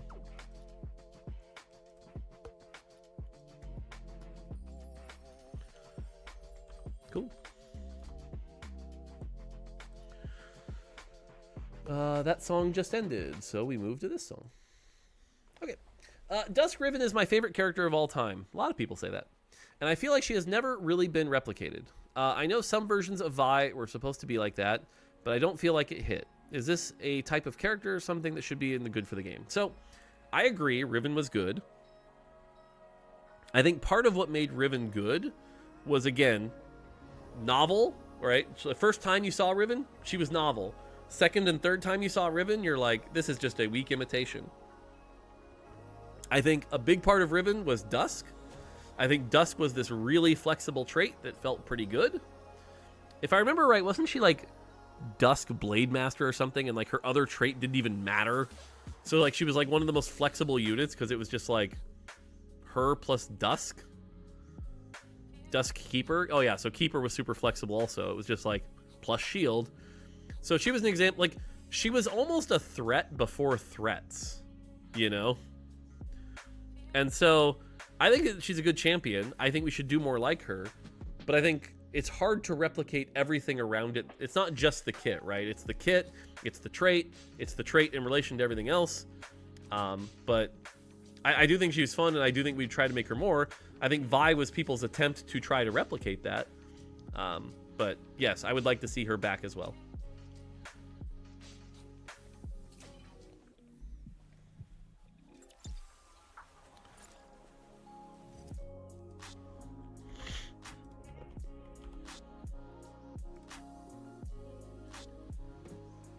Why wasn't Pit Fighter Visionaries Verticals made more viable, but instead of a vertical class like Sorks finally gets some tractions, gets gutted with a patch? Nobody played Sorks. How are 8 Sorks boring when there's so many other lines that branch if there's no emblem? Emissary, Nami Swain, reroll Zyra, Darius, etc. Why was it deemed boring? when every other vertical uses almost the same units as well? I mean, tone of the question aside, let me dig into this. So, you mentioned Pit Fighter and Visionaries. Visionaries had the exact same problem, right? So, like, Visionaries and Sorcerer were literally the exact same problem. It's like 7 units that both require an emblem, and both of them lack frontline and make you carry a bunch of crappy 1 costs. Like, they're almost literally 1 for 1. They both have the exact same problem. The only difference is I didn't patch 8 Visionary the same patch I patched 8 Sorc. Should I have maybe tried patching 8 Visionary to be 200% monogen? Yeah, maybe, to be honest. Just to, like, get the learning experience? Yeah, maybe I should have. Maybe I should have patched 8 Visionary and cranked it to 200 and been like, is it viable? Is 300 viable? Because again, as I've said, there's always some number where it's going to be viable, and that's basically what happened to Sorcerer. But cranking something way outside of our frameworks to 300% is not healthy, right? Yes, 8 Sorc is viable because that number's super high right now. That doesn't make it healthy. The other thing is, and this is the really frustrating thing, is that any vertical trait, people are like, well, just make the midpoint more playable. That's not how it works, right? The midpoint is just a journey to the end point. When 5 Fairy and 7 Fairy, it's like everyone just played 5 Fairy. With Sorcs, 6 Sorc is terrible, 8 Sorc is good. I'd rather make it easier to reach the cap and make more interesting comps around it. So it's not about it getting gutted. And in fact, if anything, my prediction is, here's my prediction, is Sorcs are going to be S tier next patch, and people will be bitching about Sorcs by my Sunday stream next week. Sorcs will be viable, but the point was to make more comps viable around it, right? Like, the fact that you can only play it right now if you drop an emblem and find the LeBlanc, that's too narrow. That's too narrow. I'd rather you be able to play it when you hit an early Zoe, and then use the emblem to make a Sorc Mordekaiser and do cool things with it. So it's about opening more options. And part of this is like our understanding of verticals. So yeah, I think that's the main thing here. And so then the last thing you mentioned was Pit Fighter. Pit Fighter is an exception. Pit Fighter is meant to be a 6-piece that should be viable. And if 6 Pit Fighter isn't viable, fine, we'll buff it or nerf it or whatever. I'm pretty sure it's viable, but whatever. And then 8 is like a chase trait. So to use that same logic, we would need 9 Sorc or 9 Visionary, which I suppose we could add, but like, So that's the honest answer.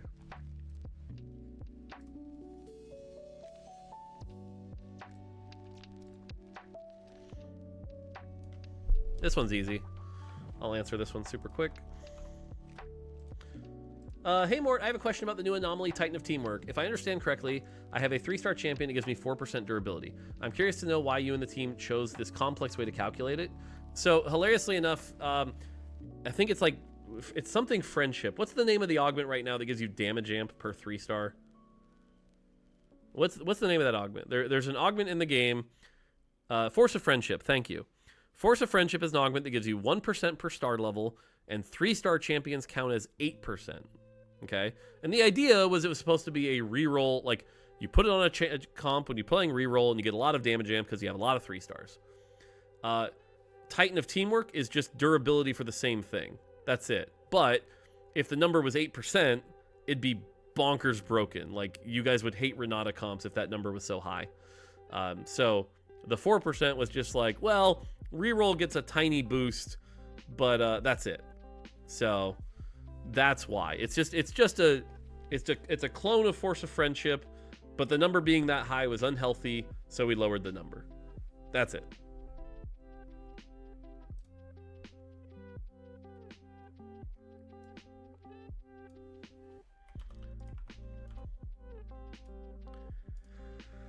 What do you think was the big difference between Set 2 Lux and current 6 costs? I like both, but for some reason I like Set 2 Lux so much more, and I can't quite put my finger on why. It's more than Lux happened first and 6 costs aren't new. Your thoughts? Is there a way to bring out unique high-cost units in an overall successful way again? So there's a really easy answer here. Lux is just a 5 cost. That's it. Lux operated like a 5 cost, behaved like a 5 cost, and so she was easier to understand and followed all of the 5 cost frameworks. She was just a 5 cost. The only difference is we made her cost 2 more gold and had a cool mechanic on top of it, which was like you change which version of Lux you get, which is neat, way ahead of its time. I think Witty did a great job on that. But she was just a 5 cost. That's it. She was balanced like a 5 cost. She behaved like a 5 cost. She showed up like a 5 cost. You had to be higher level to get her. That's it. Like, one of the things I think that 6 costs really, people, like, certain people don't like is we made the call that everyone should be allowed to play with 6 costs no matter what level they are. So when you see somebody who's level 6 with a reroll comp and they have a 6 cost, it breaks your frame of expectations and you're like, well, that's not fair. And it gives you a reason to say that's not fair. Lux didn't behave like that. Lux was just a 5 cost. And so I think that's a big difference. I do think doing more things like Lux is something that is basically a missed opportunity. Lux was, like I said, ahead of her time. I think Lux is a really cool mechanic. I'd like to see us do more of things like that, but calling her anything other than a 5 cost is like disingenuous. If we want to make a 5 cost that costs 8 gold and comes with a like, great, we can do that, but it's still a 5 cost. So I think that's the big difference.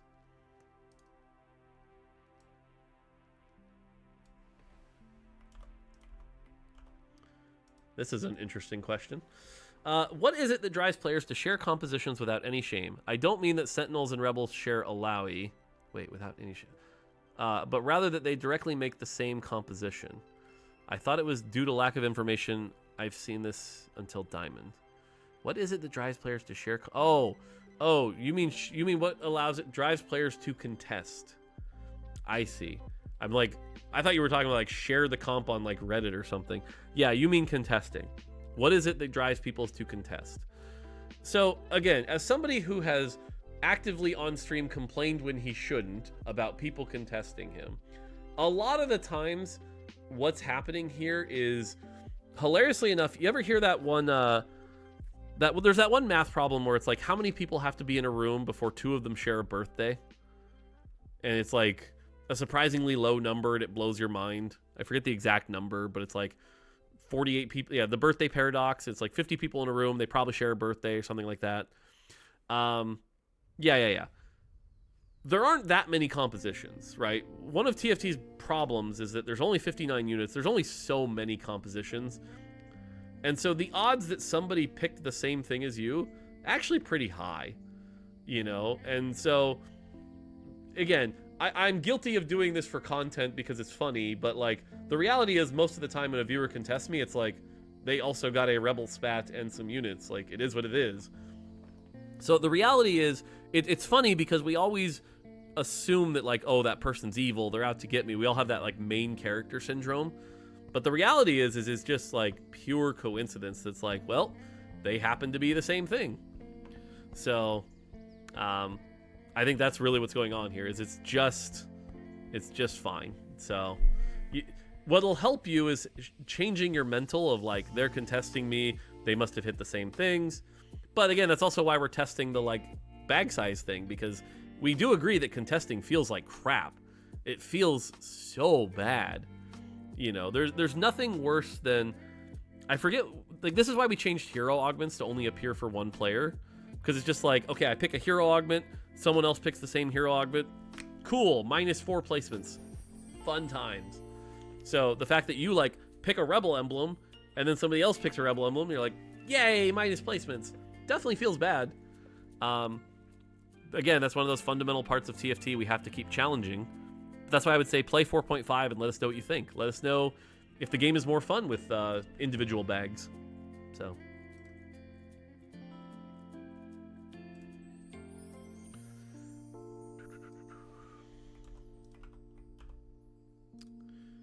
This is a fun question, and I'm going to get in trouble for this one.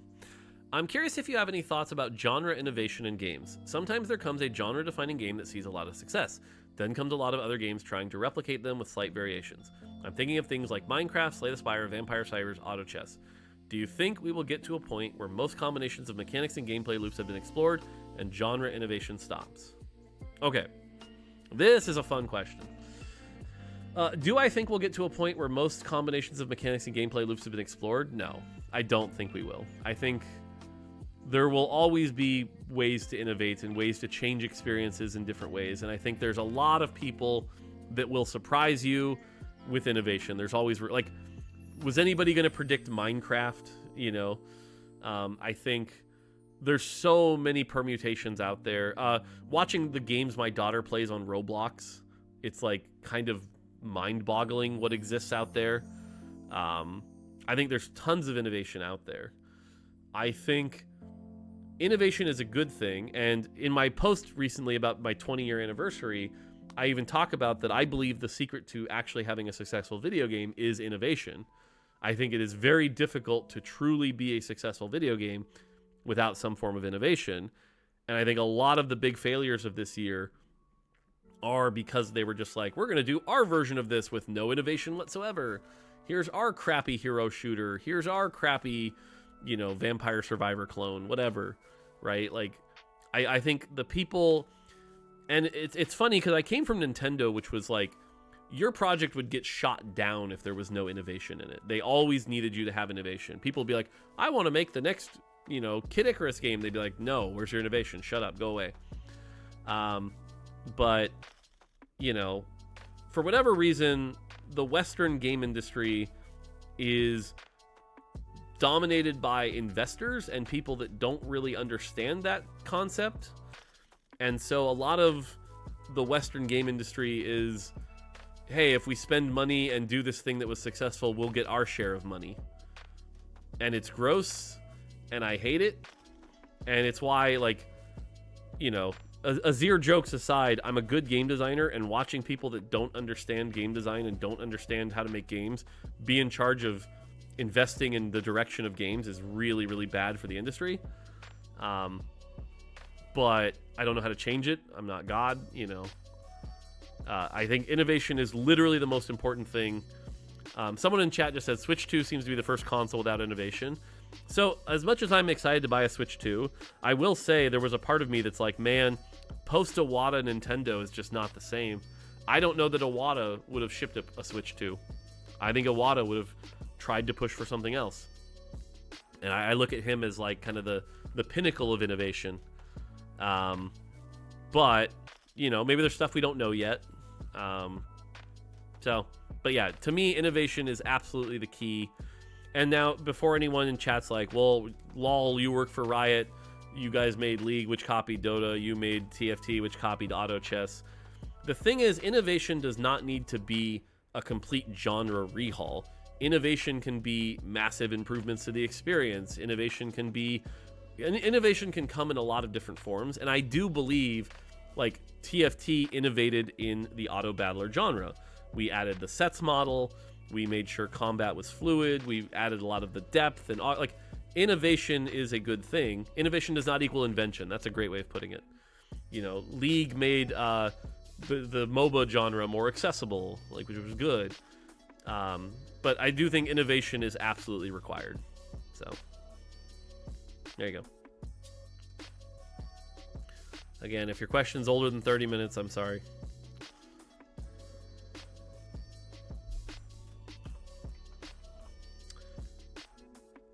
Good morning. Recently, I've seen TFT streamers start getting their own little emotes and even a finisher in-game, which I thought was cool. Are there more plans to involve streamers more into the game? Will I ever get to see a cursed chibi K3 Soju? So I think these are cool, by the way. The Box Boom and the emotes that the Macau streamers got, the co-streamers got, I thought those were so cool. I thought those were awesome.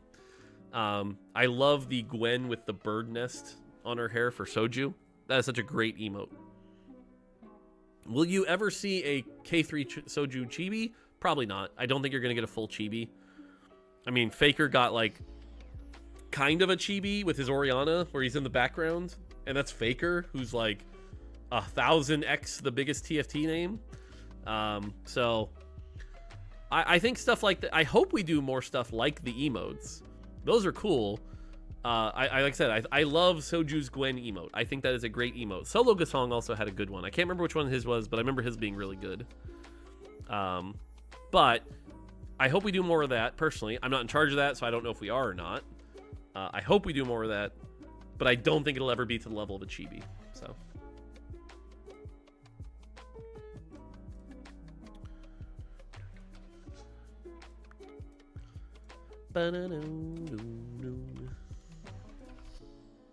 When new patch? Thursday. Hello again. Previous in set 6.5 in last patch, we got Dragon Eggs mechanic as a spoiler about set 7. At set 9.5, we got combined portals only in QP. In one of the last sets, we got 3 Bruiser. So will we have some crazy fun last patches again like set 6.5? Or is it impossible because of competitive players or players who wants to gain some LP? So what you're describing is what we coined as the for fun patch. It's always the patch where the new set's on PBE and we do something fun at the end. The Dragon Eggs was probably the best version of the for fun patch we've ever done. That one was great. The reality is, though, and this is a little magic behind the curtain, every for fun patch we've ever done was like, we have one person for like 4 hours. What can we do? What's a silly thing we could do? And so it always is just like this is the TFT team doing what it does, where it's making magic happen with like no resources. The 3 Bruiser thing was me on a Monday morning going, tee-hee, I'm going to add 3 Bruiser, and it took 10 minutes.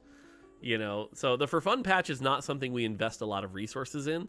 It's something that we just do because we like the game. Will we get more of that if we have a good idea for it? That being said, what has sort of happened now is like near the end of a set, like I think it was last set, we just gave like Chonk's Treasure, and people seem way more interested in stuff like that than, you know, a silly little nod. We still try to do some of those silly little nods in the patch notes, but I don't know if you're ever going to see anything quite like the portals or Dragon Eggs, but I agree those are fun, and I hope we do more of those. So, but there's no like, that's the other thing too. One of the things that happens is anytime we do something neat, anytime we do something, people go, well, is this now the new norm? Is this a pattern? And it's fascinating because players always like want things to be in a pattern. It's like, now that you don't have mid sets, are you not, you know, there's always a pattern. I don't think TFT will ever follow a pattern, because if we follow patterns, it's going to be like, you need some predictability, right? Like a set's every 4 months, but you also need some unpredictability. You need some ways to surprise a player. And so like this set, you weren't expecting it, but we did a thing that surprised you and you weren't expecting that. Does it mean we're going to do that every set? No, please no. But we'll do it this time. And so there will be surprises. I think that has to be the case, but every surprise does not dictate a pattern.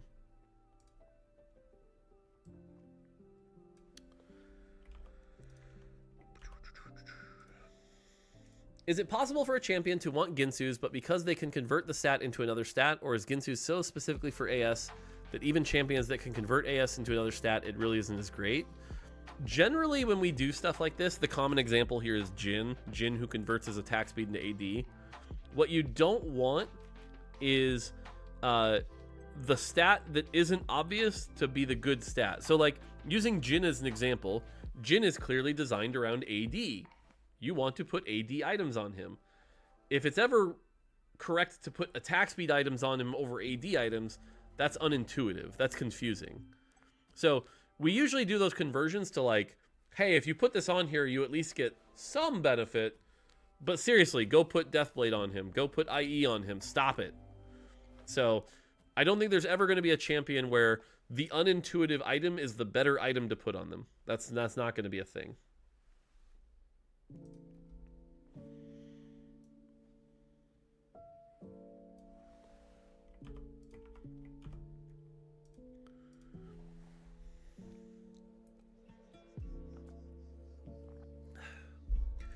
This set seems to be the first where it seems that spamming 5 costs when you have crazy economy is almost never optimal. Bill Gates comps have to resolve around Black Rose or Academy Sentinel. Is this something that you hope future sets will emulate, or should 9 and playing all the 5 costs be a viable strategy? So I don't think this is the first set that's been true. I think that's been true since like set 10. We've been pretty good about making Bill Gates not viable. And the way we've been doing that is there's a lot of power in the traits. And so if you ignore all the traits, you're missing out on a lot of power.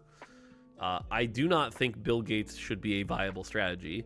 I do not think Lost Streak max economy into buy all the orange units is really that insightful or in depth. I don't think it's healthy. I think if you play 3 or 4 of them on your board, great. You should play 3 or 4 5 costs on your board. I love seeing endgame boards that have Jace and Mordekaiser and Rumble. Great. Love it. You should play lots of 5 costs, but all of them, nah.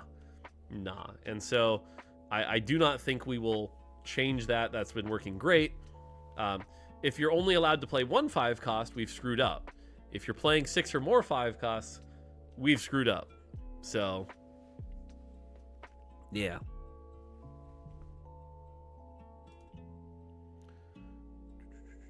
Ricardi. Oh, someone just asked if we'd ever have a set 100% of non-league champions. I feel like the only way something like that would happen is if we, like, partnered with Nintendo and made a Smash Brothers set.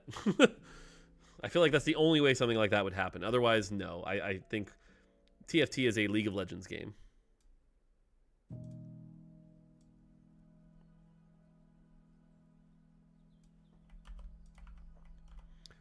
Have you ever thought about making something similar to Hearthstone Battlegrounds but in Runeterra? It'd be another awesome game, but I get that it'd be a competitor to TFT. So I'm gonna frame this constructively here.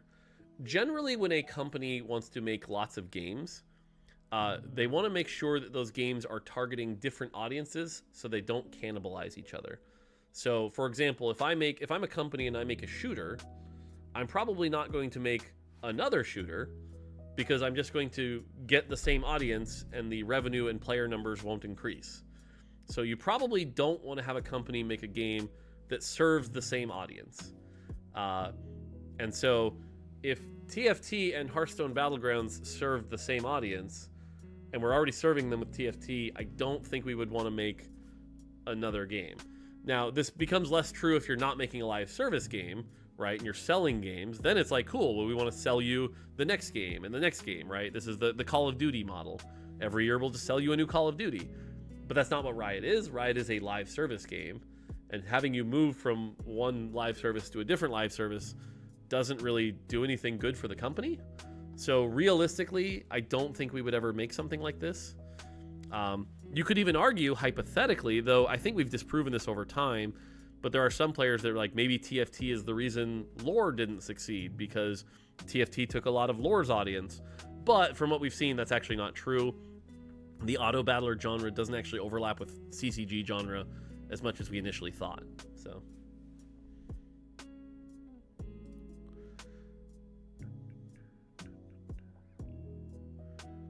oh, I can do this one.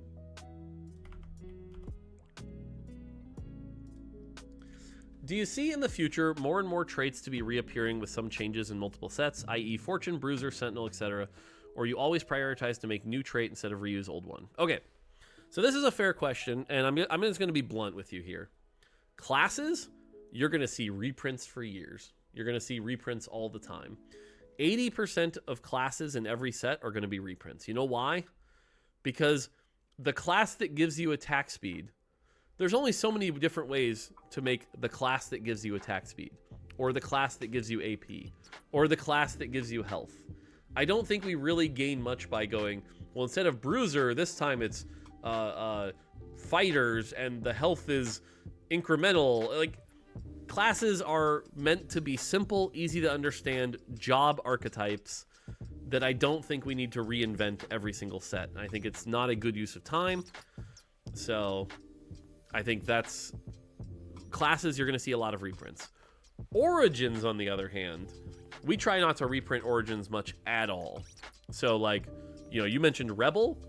Rebel probably won't be back. When we do reprint Origins, I'm going to be careful because I don't want to accidentally say an example that might be in the wrong context. But, like, Mech.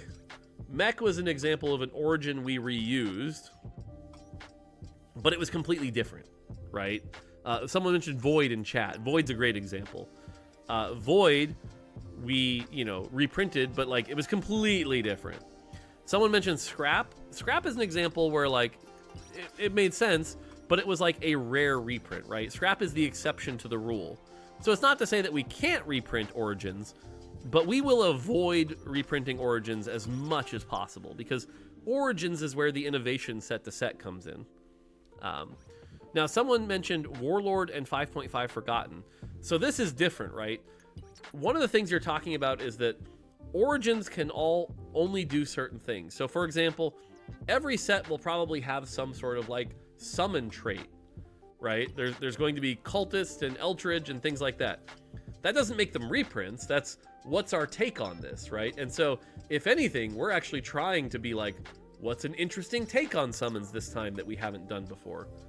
But we're going to have summons, right?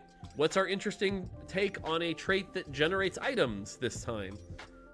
You know, there's only so much mechanical space within TFT, but origins are where we're going to try to innovate within that mechanical space. Classes are where we're going to kind of say it's the same space. This is why you get stuff like Chem Baron instead of just literally Fortune over and over and over and over. You know, summon traits, players love summon traits. We're going to make more summon traits. But what's the innovation on summon trait, right? Story Weaver was a pretty interesting take on the summon trait. It was our first backline summon trait, and you had choices, right? So just think through it like that lens. So, but again, the short version is origins, we will innovate a lot. Classes, you're going to get a lot of, like, it gains health. It gains armor and MR. Keeps it simple.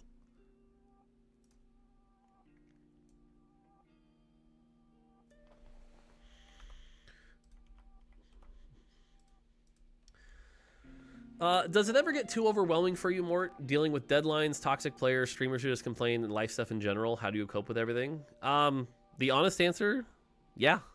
What I'll say is, when things are going well, it's not so bad. It's like you can move forward, you can power through it, and like when I get thrown a random curveball or something that like really hits me off, that's when it like becomes really hard. For example, I got a piece of feedback right at the end of last year that like kind of threw me for a loop, and it was like, really? And it's like when you get hit off when you're moving forward, it's pretty easy to like stay on track, but when something knocks you off that track, it can be really hard to get back on that track. And so I spent a lot of Christmas break trying to like get myself back on that track, and I don't know if I'm there yet, but it helps to have other things, you know, look at the things that are going right. So for example, in this case, when I got knocked off track, my wife was actually a big help, and she's been great lately, and so that helps you sort of reflect that life, no, things are good here, and so you just got to power through some of the rough. So, yeah.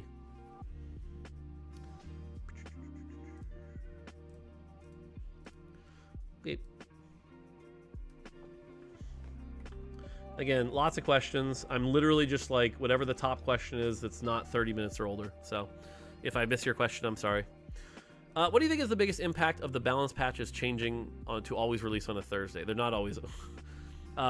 balance patches are not always on a Thursday. They're on a Wednesday. This was a miscommunication as far as I understand it. The only reason they've been Thursday this year, first one was the break, second one was the holiday. I think every other patch is Wednesday back to normal. So that's not an actual change. Patches are on Thursdays normally, as long as there's no holiday, or on Wednesday.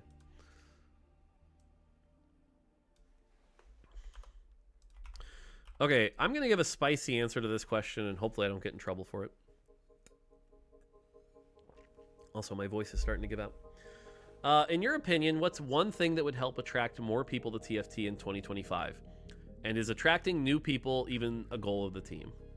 Okay, so with every game in existence, especially in the Western industry, what I will tell you is it is always somebody's goal to expand the audience. No matter how high you are, no matter how many players your game has, there is some business person going, but how can we get more? Because of course there are. To your point, your question was, what's one thing that could help attract more people to TFT in 2025? I think one example would be making the game look a little less like League of Legends and making it more like its own thing could help, hypothetically. To answer your question as a hypothetical. Now, here's my spicy take. You know, I kind of was sarcastic there about attracting more people, a goal of the team. I am personally of the opinion that, like, if you have a game that is successful and making plenty of money, there need to be people that go, we good. Game doing great, just keep doing your thing. We have our audience, we like that audience. Shut your mouth and just, like, keep making them happy, and life will move on. I don't know. I'm not an entrepreneur. I'm not a business person. I don't understand this constant need to go up and up and up and up. So I will admit that some of this pressure, like the TFT team goes through this pressure, and there's definitely a part of me that's like, why? We have, aren't we good? How about we just chill? But it's not my job, you know. My job is to do everything else. So, yeah.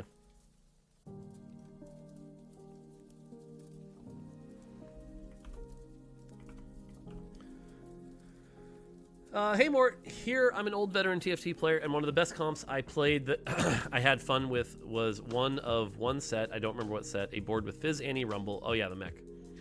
With GP2 one-shotting everyone. With those type of champs traits ever come again soon, I love that part of the set with 3 of them, that you would do a mega unit, or with an ability and enough AP, one-shot the entire board given gold.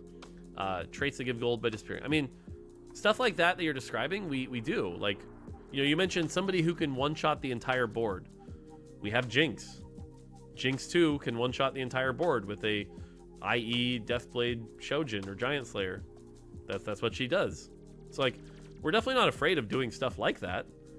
You know, Savika generates more gold than Gangplank ever did with her jackpot. Like, we're doing stuff like this. It's just we're doing it in a slightly healthier way. Because Gangplank would put a Guardian Angel, stand in the front row, and one-shot the entire comp in 2 seconds. Jinx at least has to, like, work for it a little bit. That's it. So, I don't know. I think we've made a healthier version of all of those things, but they all exist.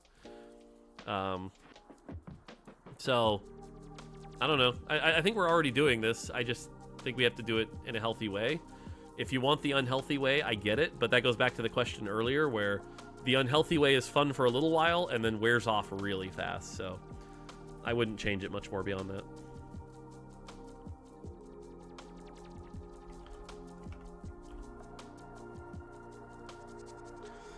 The reason I ask this is because I struggle to communicate with others my thoughts and ideas. I've learned that communication is about understanding the other party to speak with their dictionary. My wish is to craft a game that communicates the feeling of hope.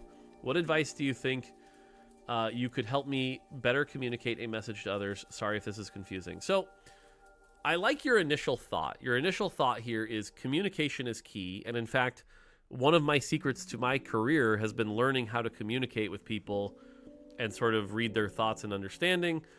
Sometimes I get to the point in a conversation with somebody where I know what they're thinking before they say it, which is a really cool power to have.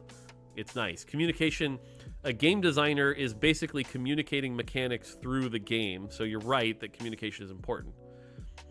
Now, that's about where my advice ends, because then your question is like crafting a game that communicates the feeling of hope. I'm not the right person to answer this one. I am much more of a systems, mechanical, numerical kind of person. I am not a story person. And so, like, a lot of those games that do the, like, abstract communication of feelings or concepts, that's just not my specialty. A lot of indie games do this where they're like, you know, like Journey for PS2. I'm dating myself. There's probably a lot of better examples, but it's like games that are all about communicating a feeling aren't really my cup of tea. I like games that are fun and, like, focus on just being fun. So I don't have the best answer for that. It's an interesting concept, though. I'd have to think about it, like, how do you create a feeling of hope? I mean, to have a feeling of hope, you'd have to start with despair and a reason to look forward, but it's hard in a game space. So, yeah, not really my strength, though. Gotta run ads? Okay, go ahead and run ads. I'll just do the power thing where the subs can see me answer some short questions. Your favorite unit, any cost throughout the history of TFT? I mean, I've always said Set 2 Malzahar felt like my unit. It felt like nobody else knew how to play him. It was my favorite champ. I liked the summons and filling the board. Not necessarily healthy for TFT, but that's always been my favorite. You seem to be against easy LP gain strats. Isn't contesting too easy now? I mean intentional targeting, not just comp similar.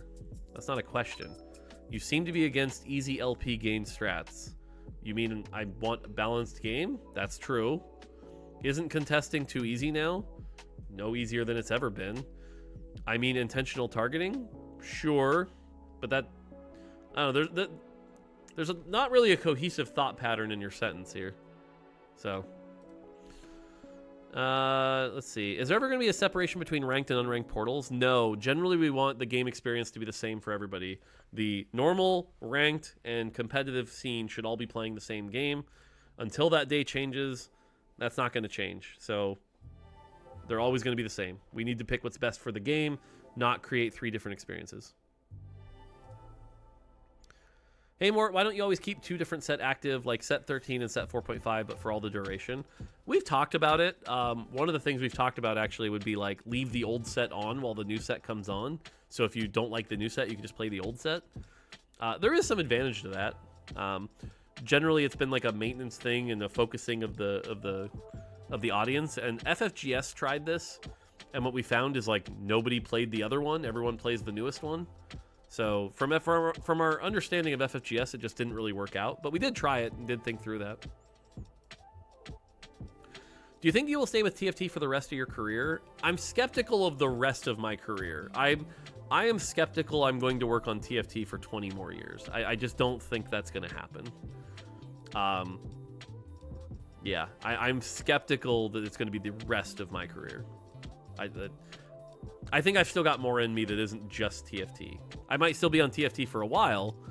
I'm skeptical for 20 more years. There's just no way.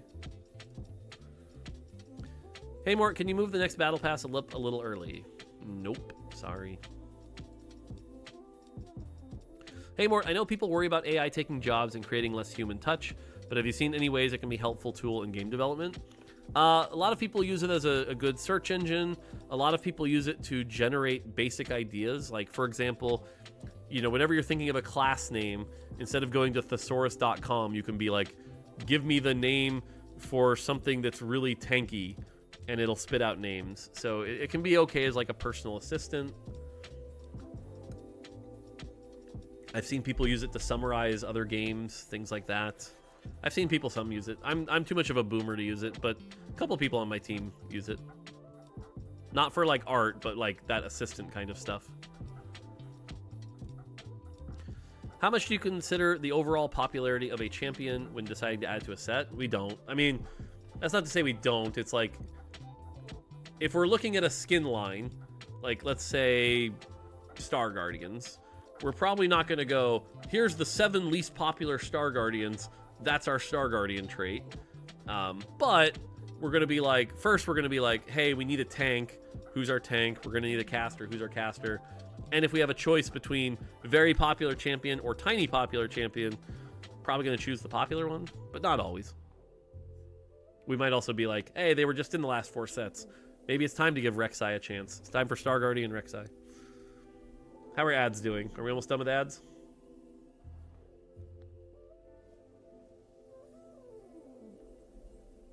Done with ads. Okay, cool.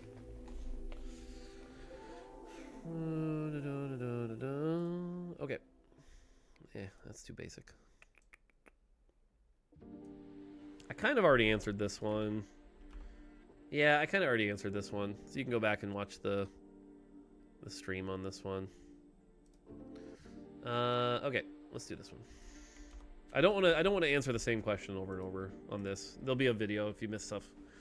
Hey, Mort, just want to appreciate the consistency that you have had throughout the whole lifespan of TFT. I'm genuinely amazed by how you can be at it days after days despite all the negative BS you always had to deal with. Hope you find joy in what you do. Keep the good work. Oh, and for the question, what is one IRL goal that you would like to achieve right now unrelated to TFT? So, hilariously enough, my IRL goal was this house.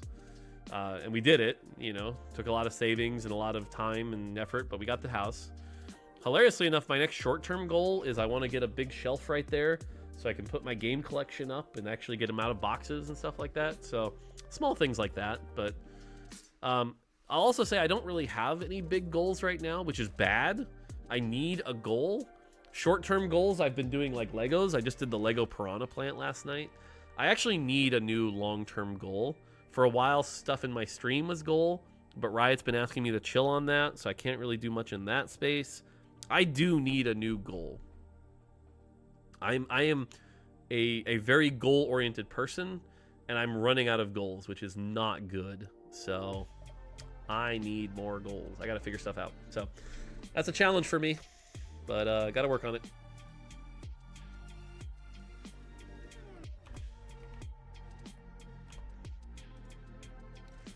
Hey Mort, how do you combat perceived balance by pros people who listen to pros versus actual balance? And oftentimes champs will not get changed, but then some meta because they get popularized. So I've been doing this long enough, and like I said, I've talked about it where there's three aspects, right? There's player perception, data, and designer intent. And all three of those things are balanced and thought about when trying to make something the case. Sometimes, you know, we look at a champ, like let's take Frontline Jace, right?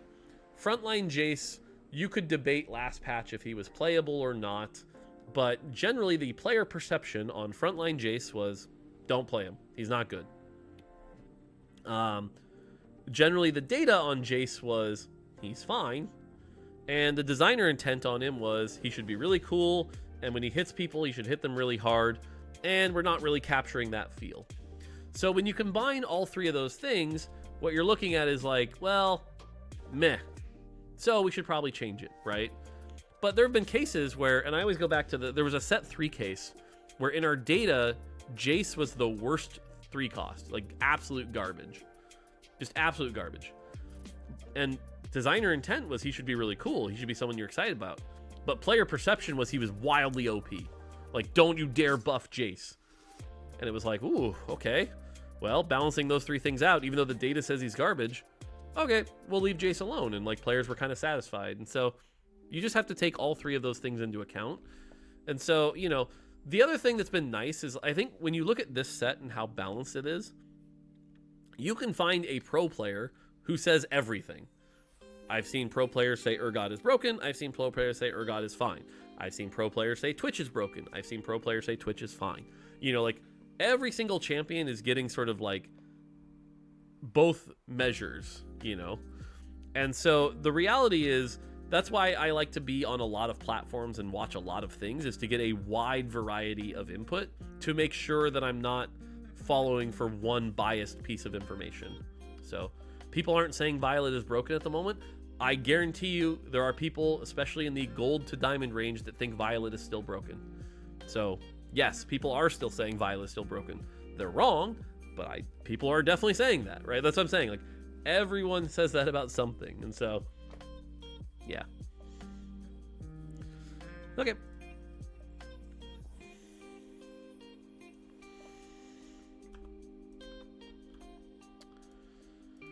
Hey Mort, I've been a consistent double-up player over the last 3 years, and I wanted to know if this game mode could be someday extended to the revival sets and hyper roll. In addition, do you plan to update double up in order to make it feel more cooperative? Sometimes it feels that you just queued up with your friend on a normal game, except that you share your HPs. So, I mean, we've already announced that there's the double up revamp coming up soon. That's happening. So, look forward to that. I can't spoil what that is. What I can tell you is we just play tested it last week, and I'm happy with it. I'm quite confident with it. Definitely going to change things. As far as the revival part thing, I don't want to say never. The immediate answer is we don't want to split the queues too much. So we have normal, ranked, double up, hyper roll, set revival, double up, set revival, hyper roll. Like, that's too many queues. We can't have too many queues. So that is a problem. But in a world where double up was really popular and the set revival was out, could I see it? Maybe. It definitely makes it harder for that team, though, because now they also have to make sure all those things work with double up. And between double up and hyper roll, double up is the harder one to usually make work. But it's not impossible. I wouldn't rule it out completely, but currently the answer is no. So.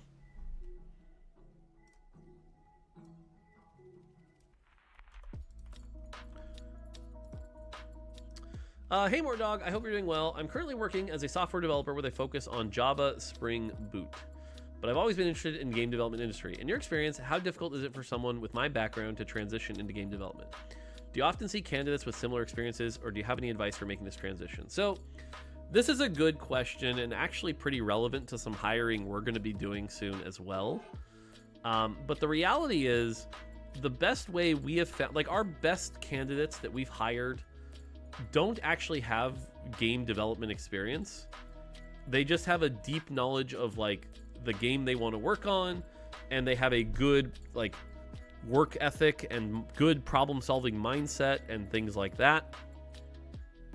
So hilariously enough, like I can think of at least one job coming up in the next 6 months that we're going to be hiring for, that we're specifically looking for people who don't have game development experience.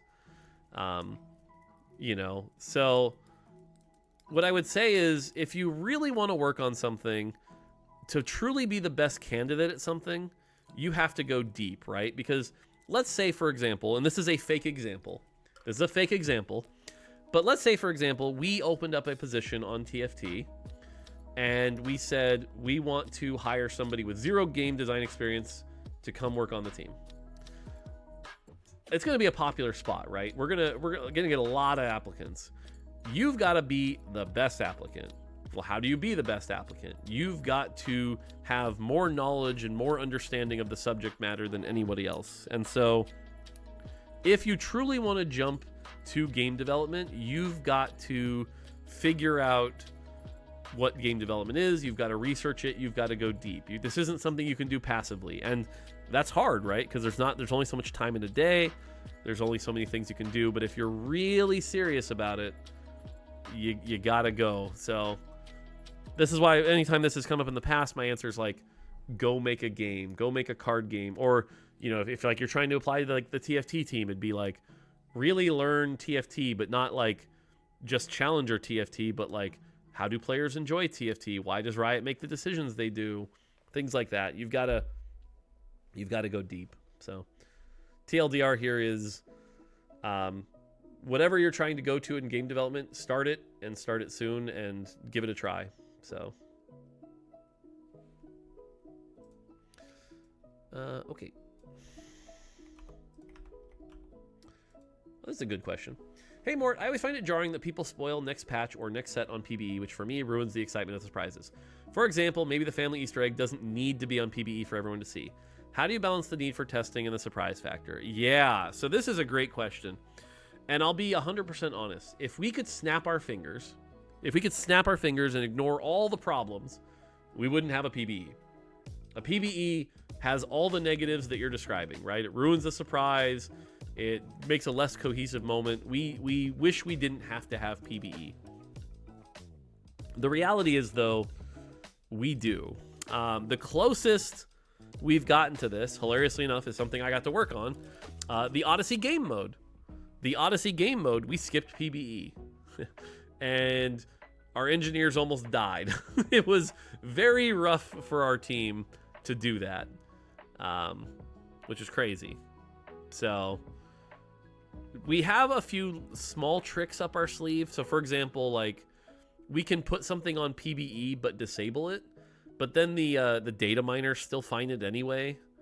Like someone mentioned Talker's Trials. We were just lucky that data miners didn't care about Talker's Trials, so no problem there.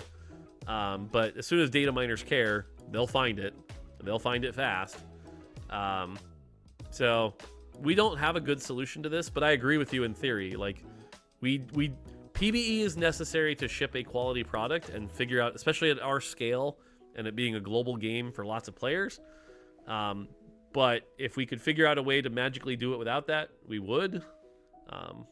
It just doesn't exist. And yeah, like, you know, you mentioned the family Easter egg. There are at least 3 content YouTubers I know of that literally, like, their whole thing is go on YouTube or go on PBE with pre-seeded lobbies and make things happen, right? The 4-star Mel that would never happen in an actual game, the content farmers did in like an hour. Yay! Also, why don't you have a practice tool? So, but that stuff is cool. Yeah, I mean, that's why we're not like fighting it. We're not like actively trying to shut it down or anything, but it does ruin the surprise. So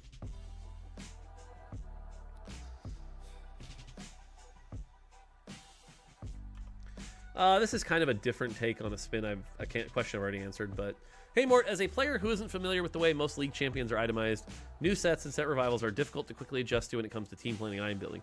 Would the team be able to show the damage type of characters in the team planner? I think this could also help new players understand what units to aim for with the items they create in the early game. I get it. I get the desire of what you're looking for. And I see the need. One of the things you have to think about, though, when you ask questions like this is, what would the UX look like in this situation? And it's like, the team planner is already a pretty complicated thing. To also be like, okay, so you have the team planner, and then you click an item, and that item's going to show all the units that can use that item, but only, like, it's too much, right? Like, this isn't a power tool.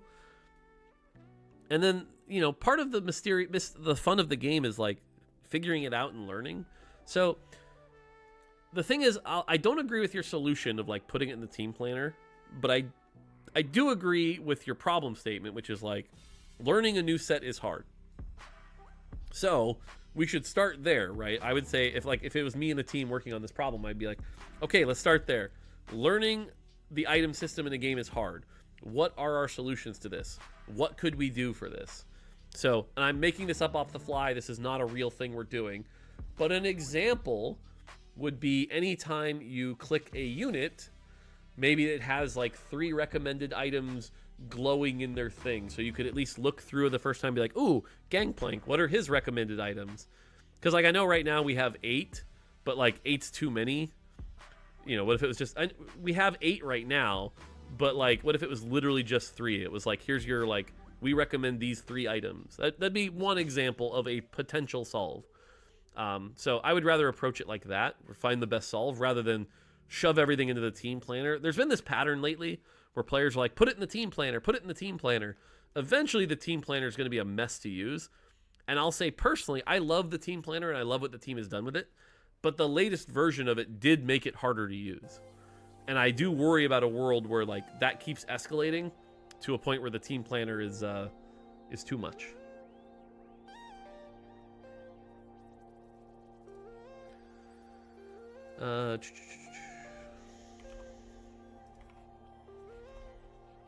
Someone just asked, is there a hotkey for team planner? Oh god. My favorite unit ever was the 3-cost Nightbringer Yasuo due to how flexible he was. You could go full attack speed, full AP, or a mix, so he can go on hit. Do you think carry units being so flexible with items is a good thing, as there haven't been many of this type anymore? I mean, in theory, being flexible with lots of item types is a good thing, for sure. That being said, I think sometimes we mistake flexibility with power. That Yasuo wasn't necessarily flexible because of the design of his kit. He was flexible because he was powerful. And it turns out a powerful unit with any 3 items will be powerful. You know. So I don't know that I would call it flexible. Like, if we reprinted that Yasuo right now and balanced him, I don't think people would call him flexible. I think they'd call him fine. But I do agree that was a cool unit. I like that unit. If he existed in today's set, what would you build on him? You'd probably build Edge of Night, Hodge, JG. Edge of Night, Hodge, JG, probably. And then actually what would happen is people would complain because he would be an RFC Fishbones user. Imagine that Yasuo with the RFC Fishbones. Yeah. That'd be pretty insane. So, like I said, part of it is like the changing paradigms and the power structure here, though. So, something to keep in mind. And that's what I mean. Our understanding of TFT is always evolving because we've just gotten better at the game since back then. So.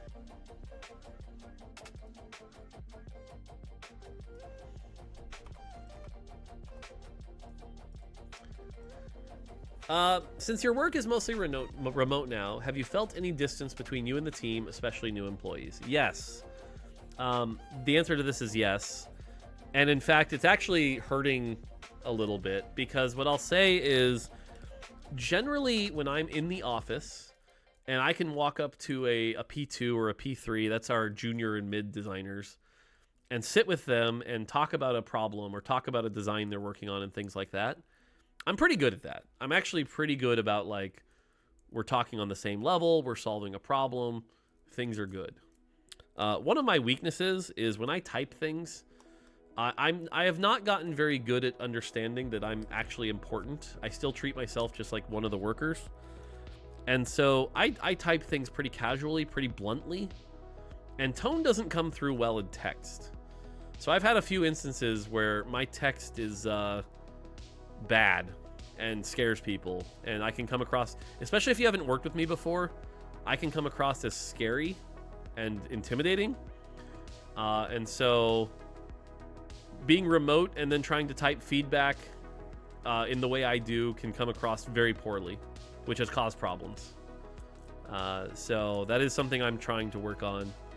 But yeah, an example is I typed something in feedback the other day. I'll even tell you, it was like, this was supposed to be powerful, but it gave my 5,000 base health unit a whole 500 HP. Woo! How is that powerful? But I typed that in text. And so if you're not familiar with me and you haven't worked with me before, that can come across as flaming and sarcastic and kind of mean. But in person, it's like, oh, Mort's just being lighthearted and whatever. But you can see where that doesn't go well. And especially now with the power dynamic, me being like a big, important, senior director, talking to like a designer, it's not great. So do voice messages like Zoomers. There we go. I'll start recording all my feedback. So, like I said, just something I have to work on. Why not use video calls instead of text? I mean, we do for like one-on-ones, but this is like an example here is like we just did a play test and now we're writing all our feedback in the feedback document. So, and you can't really have 8 people or 16 people all talking at the same time. You have to capture that feedback in a document. So, someone said, where'd it go? I was scared to a boss like that. Yeah, exactly. So,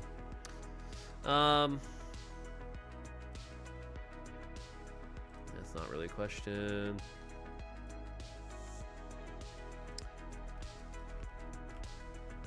It's a good one. Hey Mort, would it be possible for you to share some augment stats from older patches similar to what you did with Ghost of Friends Past? I find it really interesting to see how community opinions align with the stats. Yeah, so I've done this a couple times now, and what I'll say is I probably have to stop soon because, again, there's always a few detractors. Even recently, I shared the power-up thing where I'm like, oh, power-up is a 4.7 on 3.2. And then I get the people going, oh, Mort's just abusing his power to, make people come to his channel so that he has, like, really what I'm doing is I'm like, I just want to talk about the game and be interested about it and learn it. But then there's always the people who are like, nope, it's evil Mort getting us to come to his stream and we're losing our competitive edge because we didn't know that power up was a 4.7 on 3.2, so screw Mort. So, and again, realistically, I have to be fair, so I probably can't, is the honest answer. If somebody from a different region is like, it's not fair that people who can understand English get to talk to Mort, like, there does have to be some level of fairness here. So, as much as I like talking about the stats because it's fun and it's like, oh, isn't it interesting how like we made this one change and all of a sudden it went from a 4.7 to a 3.9? That's crazy. But if people don't see it that way and they see the malicious intent that they think they want to see, I can't. So as much as I want to, I probably will not be able to share much. And in fact, even stuff like the 4.7 power-up stuff, I might have to like stop it. It's hard because I like talking about the game and it's just a natural thing for me, but I gotta stop.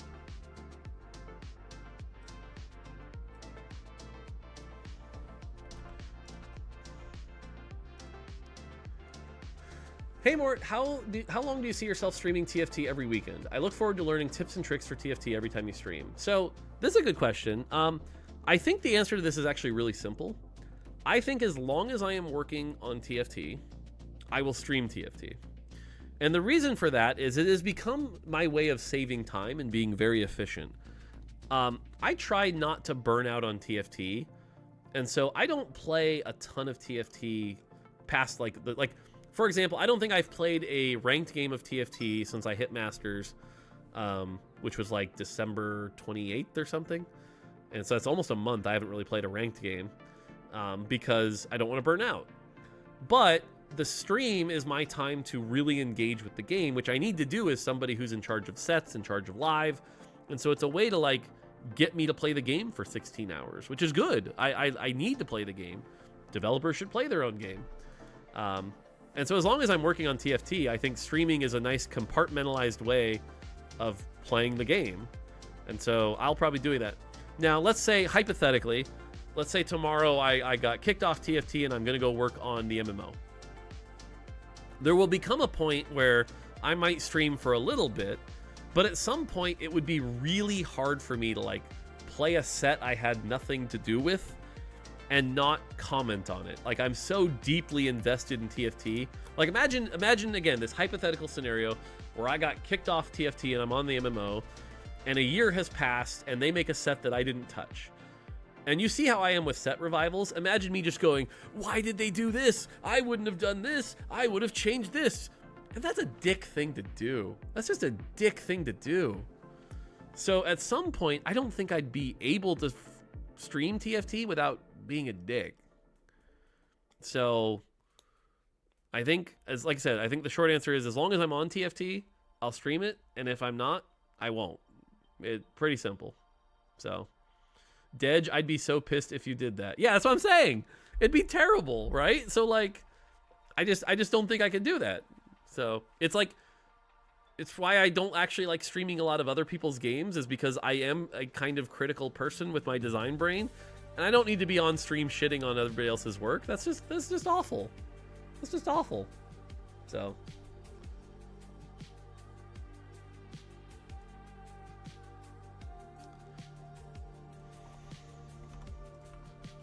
I kind of already answered this question, but I'll do it again.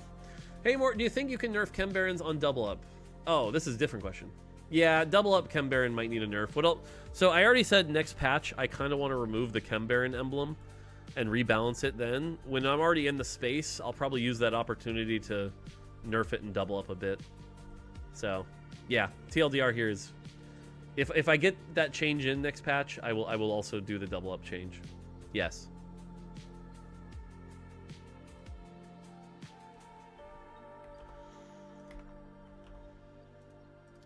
Hey Mort, we still got half a set left to go, but how are your overall feelings about set 13 from a design and gameplay perspective? How would you rate it in your personal all-time favorite list? So I talked about this once already, but right now set 13 is either the best set of all time or the second best set of all time. I don't know if I can put it above set 6 yet, because set 6 does get a lot of credit for inventing augments, but I think from a balance perspective, it is absolutely the best set we've ever done. From a design perspective, the thematics are a little flat compared to something like Remix Rumble or Fates. I think it's better than Gizmos and Gadgets, though. From a gameplay perspective, I think the sheer variety is so insane. The amount of augments, the encounters, I don't think TFT has ever had more excitement and variety in the game than it has now, and I love that kind of stuff.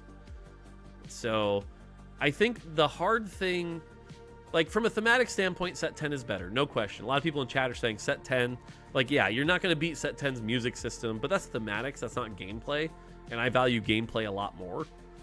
From a gameplay perspective, though, it might be number 1. I think the only thing stopping me from putting it number 1 is I want to see how the rest of the set plays out. If, like, we screw up the balance somehow and it becomes a reroll meta, or like if we screw up something, or like imagine we like the world's patch, someone screws up and there's a terrible bug and the world's competition is awful, like that could stop it. But other than that, other than a train wreck, I think it's on pace to be number 1, which does beg the question, how do you top it? So definitely a hard one.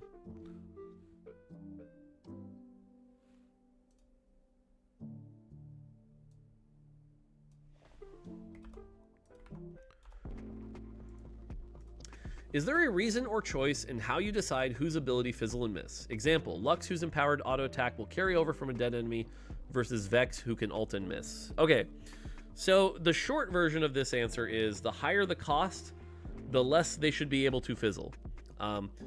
If a 4-cost spell can fizzle, no, bad. 4-cost should not be fizzling.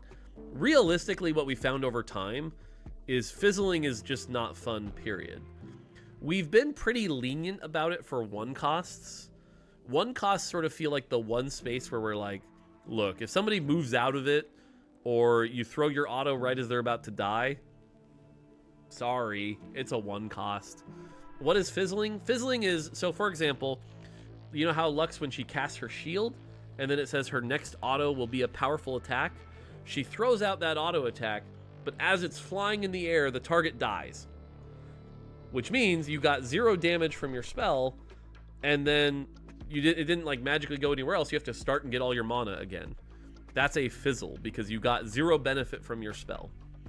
Realistically, what happened is you cast your spell, it just went towards a dead target and they died. Over time, we've been adding fizzle protection.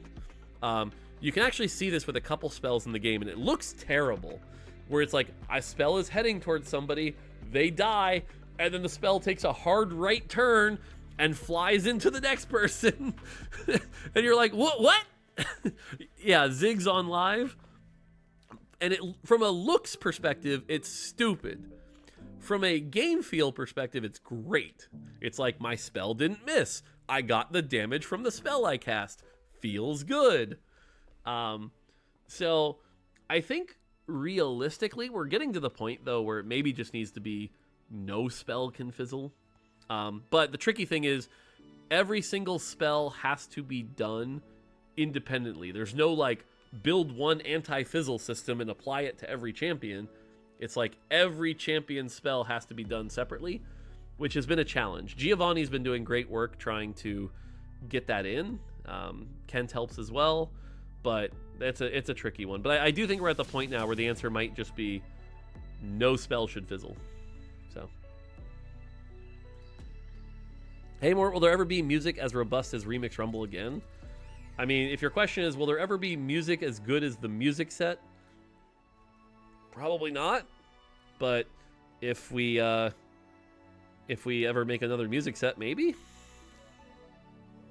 Maybe?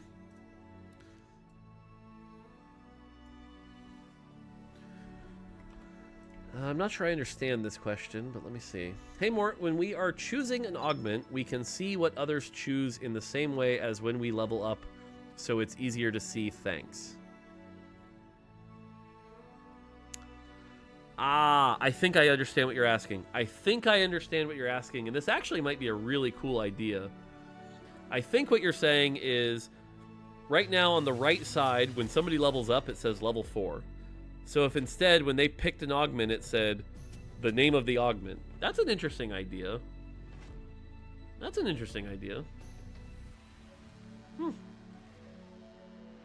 Yeah, maybe. Mobile would be the toughest one, because it's a lot harder to say the name of a long augment than it is level 4. But cool idea. I'll share it with our UX lead, see what she thinks. It's a cool idea. I actually kind of like that idea. Yeah, I kind of like that idea.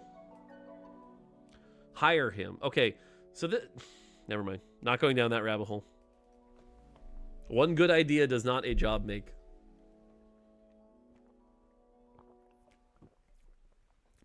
A broken clock is right twice a day. And I'm not saying this person's a broken clock. I'm just...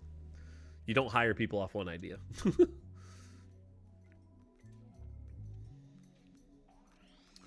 Hey, Mort, would you and the team be interested in making a game mode in TFT that's like Earth? Chonk's Treasure? Could we ever get a filter or search function for the team planner? The team is continuing to improve team planner, so yes.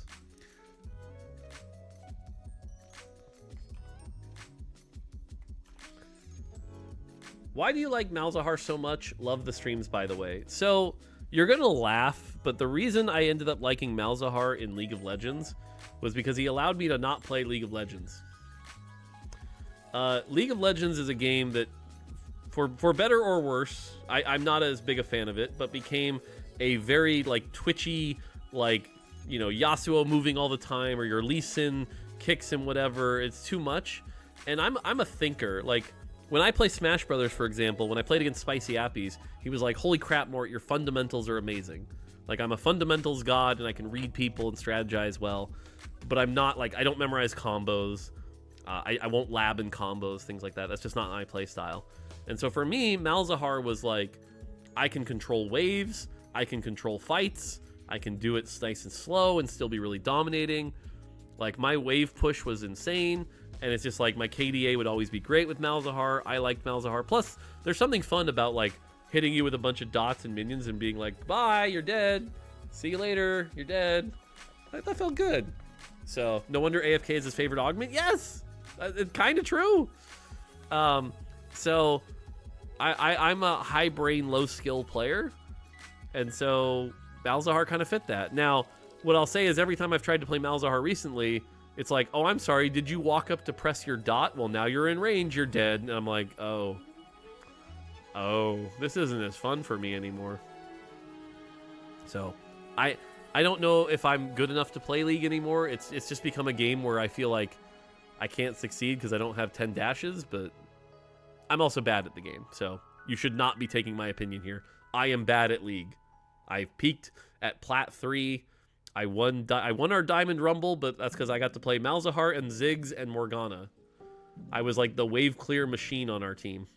So, yeah. In fact, I've shown the games before on stream, but I have the recordings of our finals game, and I was like, yep, Mort's wave clearing and ulting. Cool.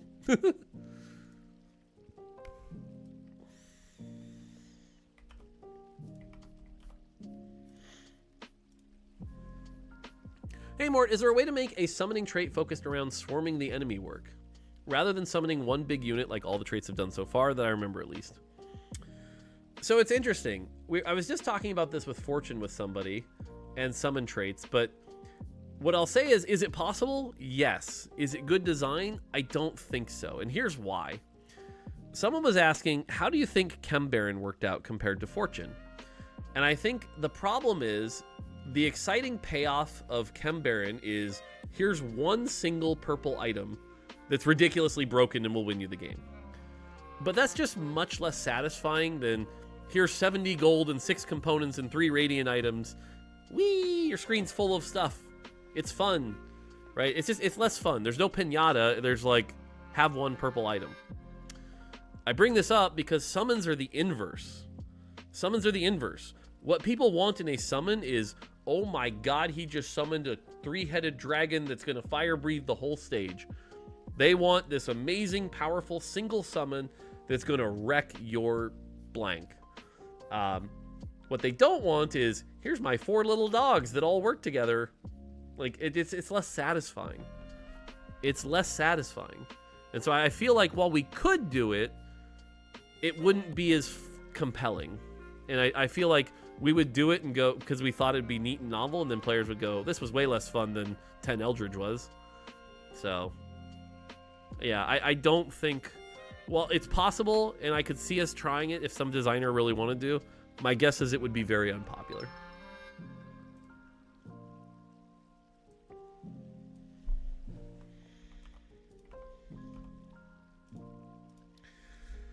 Do you think there is a possibility to implement AI to simulate accurate game data for better game balancing before it's out to public servers, and find better ways to balance a trait or champion, for example? Okay, I'm going to answer this question, but you're not going to like my answer.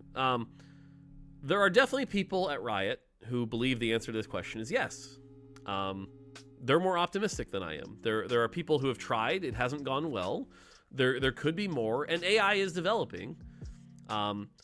But what I will say is TFT is an extremely complicated game, and some of the things that people perceive as balance aren't actually balance, they're feel. And I don't know that AI, even if it all worked out and we started getting it, would capture that feel and that pacing. TFT is like all about like, what's the flow of combat at any given moment, what's the flow of individual stages, and there's just so many combinations and permutations. I am skeptical that even if AI could play it, would give you the proper readout and feel to be good game design. So now part of that could just be Mort's a boomer and he doesn't get it, and you're free to feel that way. But my read on the situation as the current expert in the space is that you need that feels part of balance that isn't just numbers that AI would never be able to get. And so I'm skeptical it'll ever happen. So, and like I said, and then TFT is just too complicated. There's just too many combinations that AI would never be able to keep up. But Just my opinion.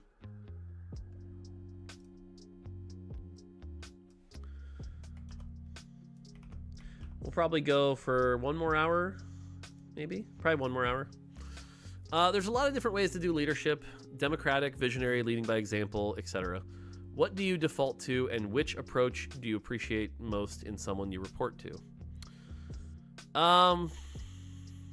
This is a hard question. Okay, so first off, I'm just going to do my style of leadership, which I don't know is right, but it's the one that I like and has worked for me. And I'm going to use army terms, but you ever see the movie Gladiator? And I don't know what rank the main character of Gladiator is, but you know how he was like on the battlefield fighting with people, but he's not a general. He's not back in the tent. He's on the battlefield fighting, right? And I forget whatever his rank is. But that's kind of my style. It's like I need to be on the battlefield with you. I need to be there fighting with you, solving the problems with you, making the games with you, and I'm showing you lead from the front. I'll show you that I can do, anything. I'll do anything that I'm asking you to do, right? Like, I'll do the tedious work if it helps our team get the game done quicker. Pace setting leadership style, sure. I think leading from afar is not great. At least I'm not good at it, so that's been my style. The other style is that I lead with honesty to a fault sometimes. I am very blunt and very honest with the people I work with. I'm like, look, this is good, this is bad, here's where you are, here's where you're not, so that no one on my team thinks I'm lying to them at any given point or have any, misaligned interests. Which goes back to that thing earlier I was saying where sometimes I give too blunt of feedback. So that's been my style. Now, the other part of the question, though, that's harder is you said, what do you default to? Which approach do you appreciate most in someone you report to? Early on in my career, I only reported to people that, frankly, I can't say I respect their approach. My first few bosses at Nintendo were not the best. And then by the time I got to Riot, the people I report to, like, I like the people I report to, but I'm not necessarily looking for them for inspiration for their leadership styles. And if anything, it's very clear that, like, I'll pick on Meddler because I love Meddler. But like the way Meddler does things is very, very, very different than the way I do things. And it's like those two styles just don't mesh. It's not to say his is bad or good or mine's bad or good. They're different. So I don't usually look to Meddler for like leadership advice. But what I will say is he's way better at like leading a larger org. If you need somebody to run a team of 100, Meddler is going to be way better than I am. If you need somebody to ship a game with 8 people, that's probably where I come in. So, yeah. Yeah, and I think that's the other reason why I'm probably career capped right now, is like I don't think I can ever go up in my career because any positions above where I am now require that sort of lead from afar general standpoint, and I'm not that. I can't do that. I'm not very good at it. Mort loves people who schedule a lot of meetings and log Jira tickets. Hilariously enough, by the way, people have been trying to write me Jira tickets, and I haven't used it in so long, my account is disabled. So they can't write me Jira tickets. That's the state I'm in right now at Riot. I haven't used it in so long. Oh, it's too funny. And I'm kind of proud of that, I'm not going to lie.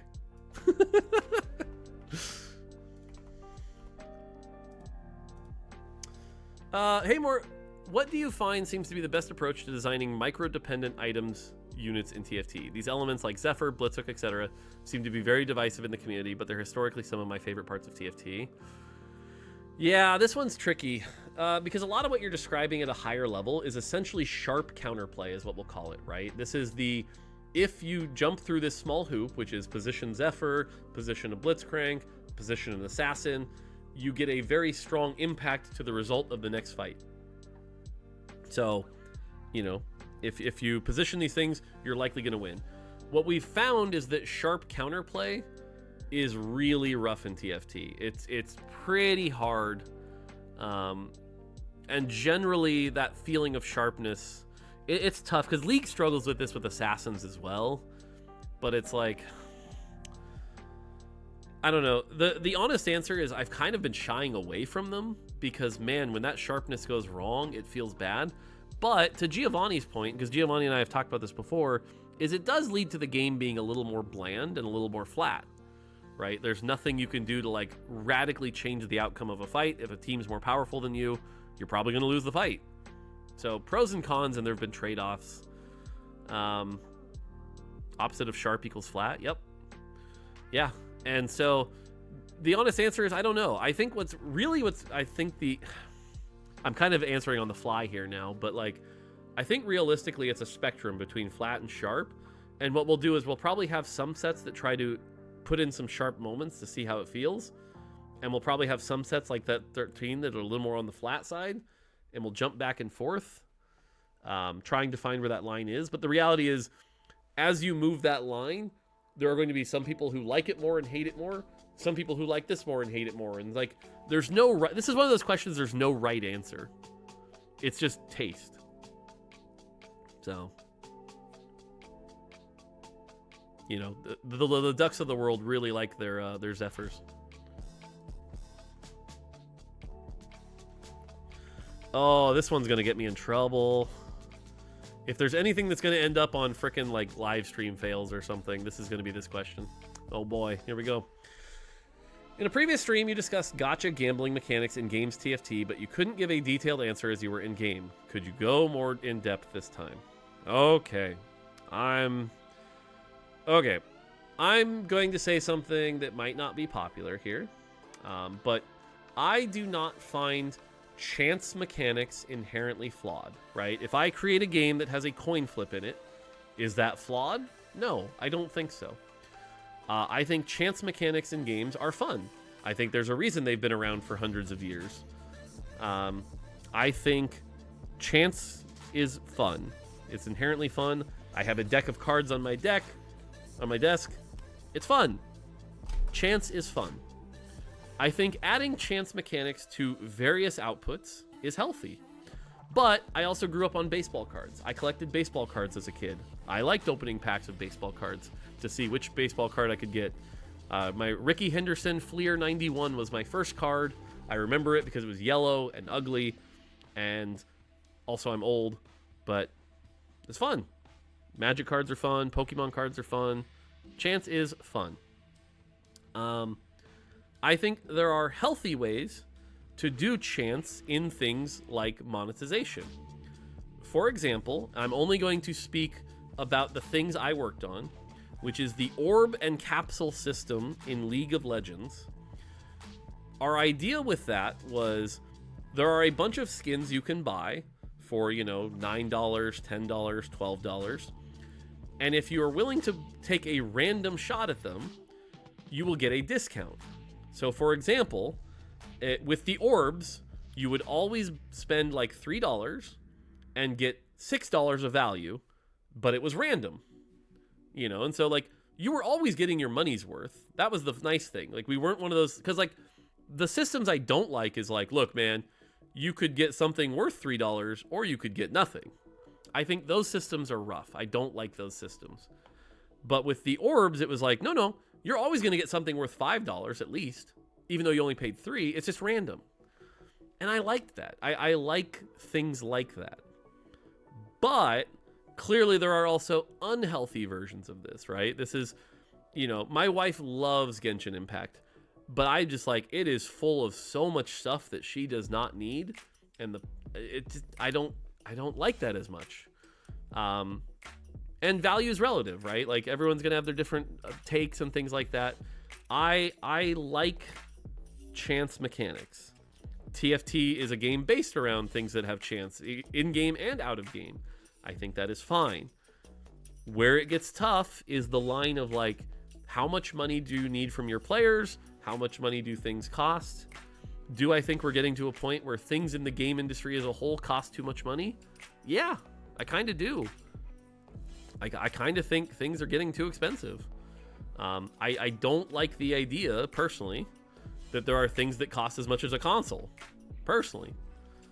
But I'm like, I look back at the orbs and the capsules in League, and I'm like, I still stand by those designs. I still think those were very healthy and very good.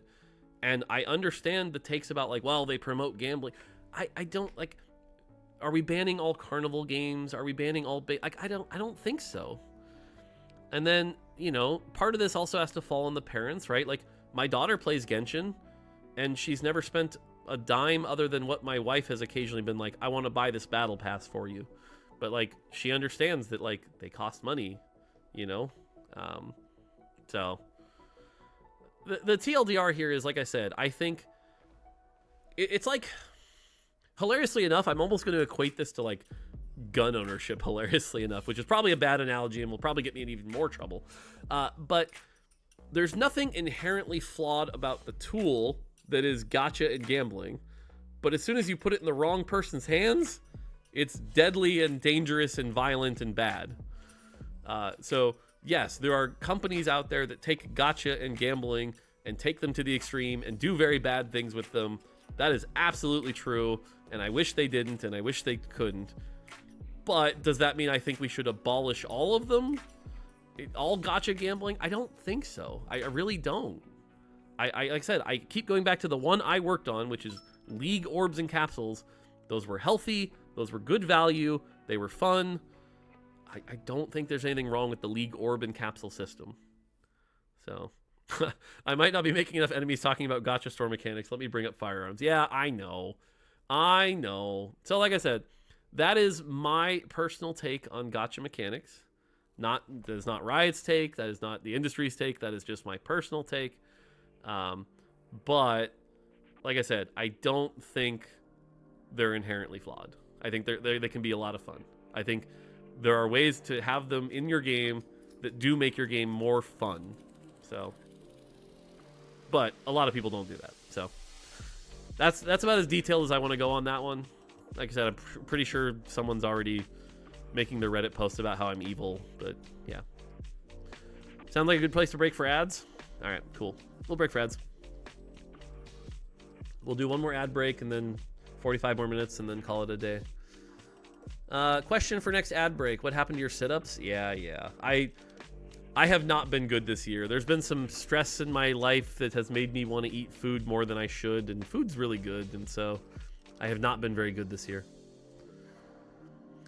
If you could, would you reduce the code freeze window, or do you think it's important for QA purposes? It's important for QA purposes. In fact, when we launched, one of the D patches was because we rushed a C patch. Like, I mean, you've got to take your time and make sure things are done right. People have to slow down. So, can the community vote on a chibi at some point? It'd be great to see some champs get love that might not. I would love a community vote chibi. I think that's a fun idea. I also would love to do like a community vote augment. That'd be kind of cool. Hey Mort, why can't we gift in TFT? I thought we can. I think there are definitely some things you can gift. If there's anything you can't gift, it's just a tech thing. It's not that we don't want you to gift. It's more just that we haven't built the tech to allow you to. But gifting is a good thing. You should be able to gift. Hey, I would like to ask why the Mbessa encounter isn't like, here you have 5 emblems, choose one. Doesn't make the encounter of a bit less of a fiesta. Do you really want 7 players all picking Automata emblem in the same patch? Probably not. I think that does really bad things. And then it just be like, there's a little bit of what you're saying that's true, right? Where it's like, hey, eliminate some of the variance by picking things you're comfortable with. But at the same time, the whole point of the encounter is actually for you to play something you're not used to, not force the same thing you like and you're comfortable with. And I really don't want the Mbessa meta to turn in, okay, make sure you grab Sork or Automata, everything else is garbage. Like, I don't want to do that. So, I think if we had to let you choose, we'd probably just cut it. Do you think there's a way to make units like Yumi into a carry without being OP? Yeah. I mean, we had Yumi pretty balanced. I think you can make Yumi without... Yeah, I think the answer to that is yes. Do you think there's space for a design of a consumable that does what Salvage Wood does? Yes. To be honest, I've said this before. We probably should have shipped that like 2 years ago. A deconstructor item. We especially now with the new item UI, We probably should just do that at some point. There should just be an item deconstructor. Like, that should just be a thing we do.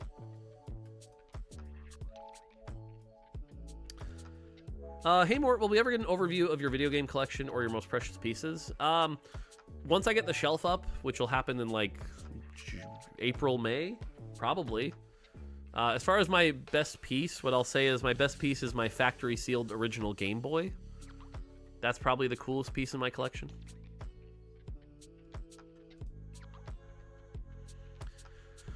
Hey Mort, can you share some insights into the order in which traits, units, roles, abilities come to be in a new set? Generally, it's first theme, then set everyone up into their origins, then it's origin, so you have all your champs in your origins, then it's figure out their cost, then it's figure out their spells, and then it's their class. Class is actually the last step. So, classes are actually the thing we find the easiest to just like swap around. And I know this because we've done this like 4 times in the last year that I've been involved in.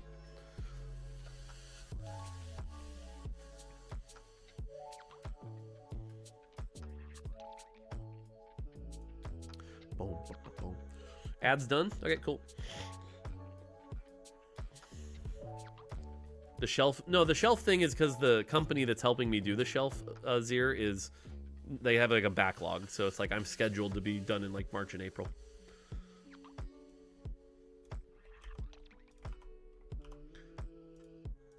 Hey, Mortdog, I heard someone say that you once said that the fight is already predetermined even before it starts, and what we see is just a play. I definitely said nothing of the sort. Fights are definitely not predetermined. They are a bunch of actions happening in sequence. And the reason you know that's true is because you can change the outcome by placing an item. So that is definitely false, right? Like imagine a fight is happening and you have a Zhonya's on your bench, and then you place a Zhonya's. That will definitely change the outcome of the fight. So no, they are not predetermined. They are a bunch of actions, a bunch of roles, a bunch of things happening all at once in conjunction over time. That is just false.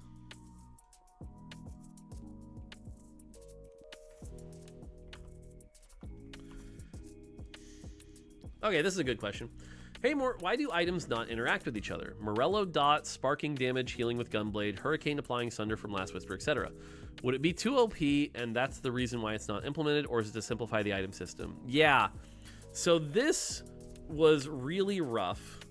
When we first launched TFT, for those who played all the way back in set 1, not only did items work with each other, but they also scaled off your AP.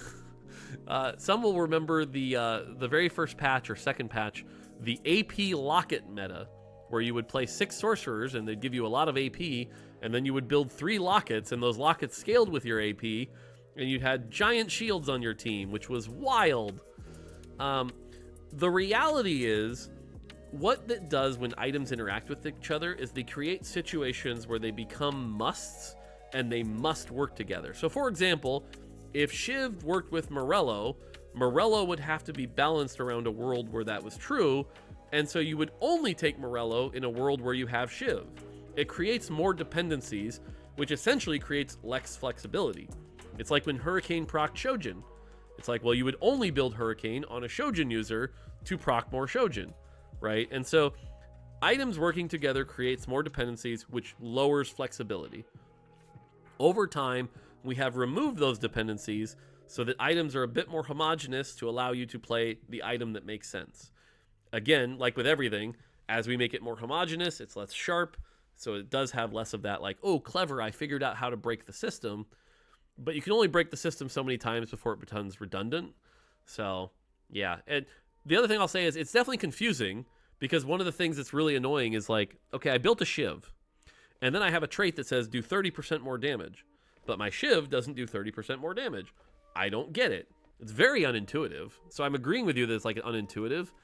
I just don't think we have a solve right now, short of, and I don't want to go here, but I'll say it, which would be delete all damage from items so that we don't have this problem. So items all become functions of multiplicativeness on your baseline power so that we don't have this problem. But that would mean getting rid of Morellos and Shojin and Shiv and Hurricane and stuff like that. I don't like that answer, which is why we haven't done that yet, but it would certainly be more intuitive and more clear. So that's why things are the way they are. And it's another example where maybe we need to find better, but that's why they are the way they are. So this is a good question. I like this question.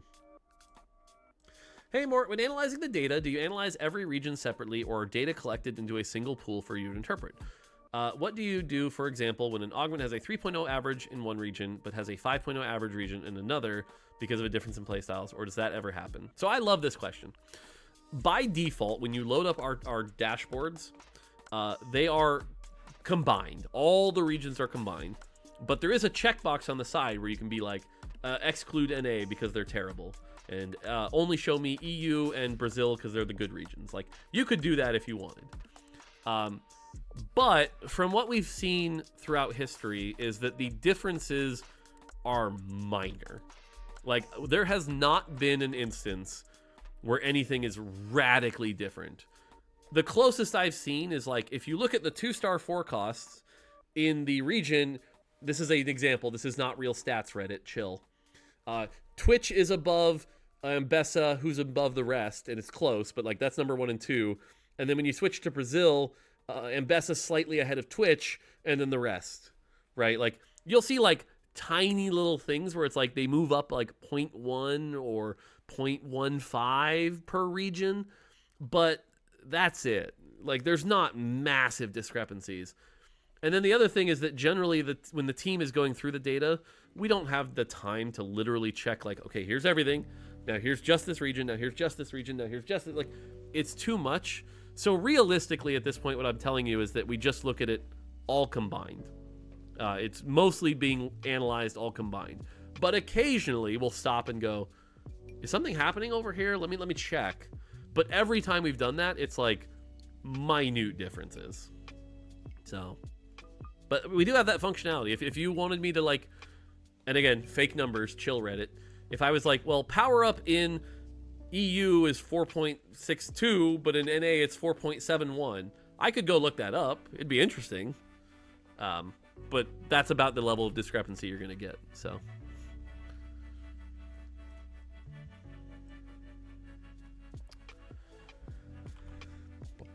going to abuse this, Mort. Thanks, noted. Perfect.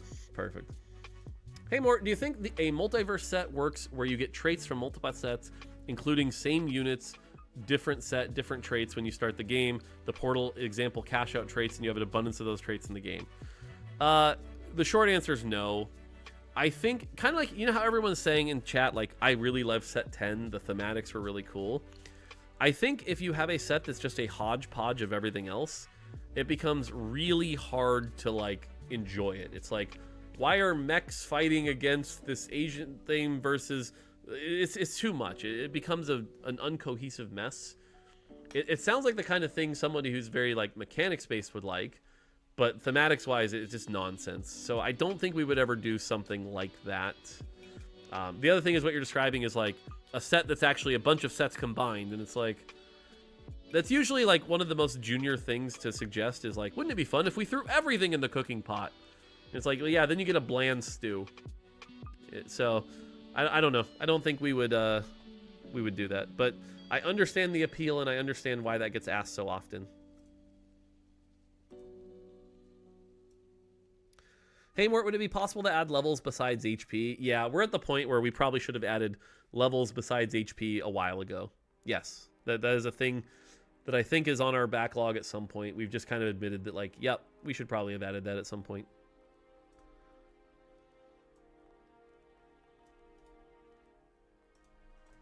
I mean, I kind of already answered this one, but I'll do it quick again. Is the team willing to go back and try design space ideas similar to Legends, where decision-making before the game starts matters? The short answer is yes. I think we tried a version. That version did not work. I do not think that means all versions don't work.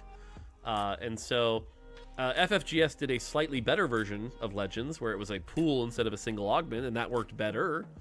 I think there is still some space that we want to find here that could be really good, but the thing is we always have to be careful because any choice before the game removes variance, so it has to be the right kind of choice. But I do think we're open to it.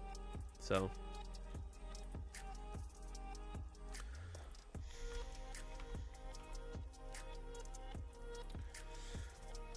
Okay. Not TFT related. I have been feeling like over the years, businesses are more and more becoming hostile, unempathetic towards their workers. Work-life balance, mental health focus, and such are becoming less important. There are still good jobs out there. The overall trend feels like we don't care about you. You are a number that makes us money. What is your overall thoughts on the state of larger businesses and their workers? Also feels like they don't care about their customers either. Oh, this is a complicated question, and again, I'm going to have an unpopular opinion. Oh, please don't cancel me. Okay. So here's the real talk. I don't think this is companies. I think this is people. I think people are becoming inherently hostile and unempathetic towards other people, just across the board. And I'm gonna dive into businesses here specifically, because you mentioned that like companies are feeling this way about their employees. It goes both ways. Employees feel this way about their companies. It's like it's a circular, like everything is just hostile about each other. And so you mentioned like companies see their employees as a number. Well, on the same side, employees see their company as a stepping stone to their next company. Gone are the days of a 40-year loyalty with the same company, and now its employees are going, I'm going to work at a company for 2 years and then jump to my next position to work to the next company for 2 years and jump. It goes both ways. Like I said, it's everything. Everyone has just become, we're not in this together. We're in this for ourselves. So it's like, it's hard to justify which one is because the company doesn't care. Right. It's like every conflict, right? It's like, well, I blame you because you did this. Well, I did this because you did this. Well, I did, like, it's both. Someone's saying late stage capitalism, maybe. And this is where it's beyond my expertise. But my personal experience with this has been, I've worked for 2 companies, Nintendo and Riot. And what I have found for me is that I have invested 100% of myself or more into these companies. And in exchange, both of those companies have invested back in me. Both of the 2 companies I have worked for, which is a very narrow, small vision of the world, so it's not representative of everything, have been good to me.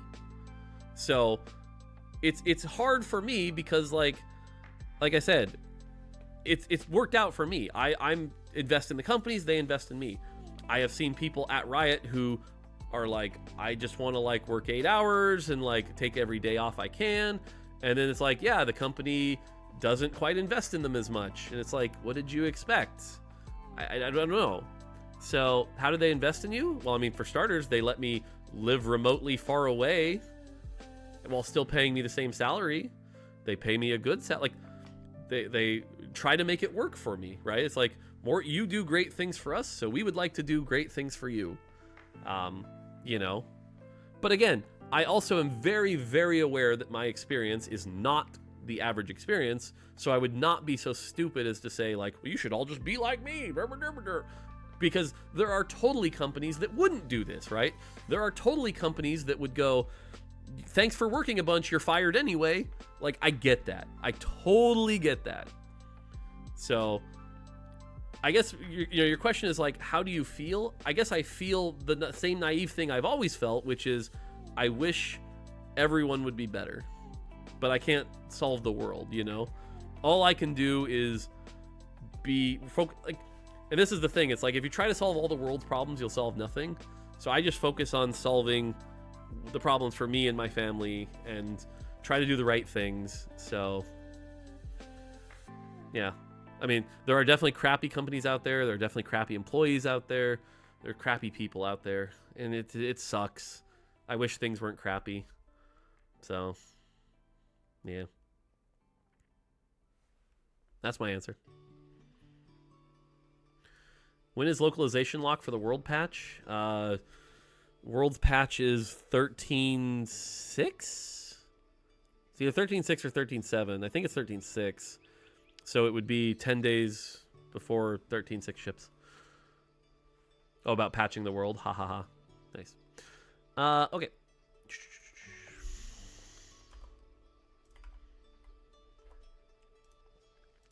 Hey, Mort, do you think there is a way to add a system that gives you more odds to see a unit you bought from the shop than units you skipped it? Will still be RNG, but more rewarding to people who rolled it. I love this question. This is a great question. The answer to this is yes. Is there a way to do this? Absolutely. But the way to do it isn't going to be popular because, you ready? The way that I actually think this is a legitimate question that is something we should be doing to err on the side of players having fun.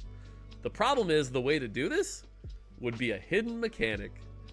It would be an absolute hidden mechanic. Something like behind the scenes, we slightly increase the odds of things that are already on your board so that you try to hit the things you want, but we'd have to not tell you because as soon as we told you, it would become oh, here's the way you manipulate it. So I actually kind of agree with this. We've been talking, the most recent case we talked about was Tim came to me with a complaint, a good complaint, and I thought this was really good. Tim said, I don't like level 9 right now because sometimes when you hit level 9 and then you roll for 5 costs, sometimes you just don't get any 5 costs.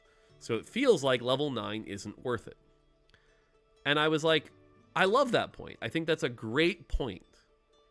But I think realistically, if you stop and take a step back and compartmentalize it and like really analyze what's going on here, take every game you get to level 9. You need at least like 50 games. Take 50 games you reach level 9. Capture your roll downs. My guess is about 33% of those roll downs, you're actually like hitting a bunch of 5 costs. About 33% of those, you're probably hitting the average number of 5 costs. And about 33% of them, you're hitting like really low roll 5 costs that feels like absolute garbage. And I believe what we probably need to do is for something like level 9, say, hey, we need to normalize 5 cost distribution, right? We need to say low rolls aren't allowed because, you reach level 8 for 4 costs, you reach level 9 for 5 costs. That's the player intent. And we need to normalize it to make sure that you're not having a shitty experience. But that would be a hidden mechanic, right? And like, how would players feel if we said, well, secretly it says 10%, but it's actually 10% normalized to never be lower than 10%, but sometimes can be higher than 10%. I mean, some people would complain, but the reality is it would be a better game experience, which is why I'll say that I would do something like that. I would keep shipping stuff like that because hidden mechanics that make the game experience better are better for the game. So when Tim brought this up, this was a real problem. I guess I'm probably talking about something that maybe will come out someday, but that's the kind of thing that are important for the game and I think can be good and where hidden mechanics can be very valuable for TFT. So it's why I will keep defending hidden mechanics.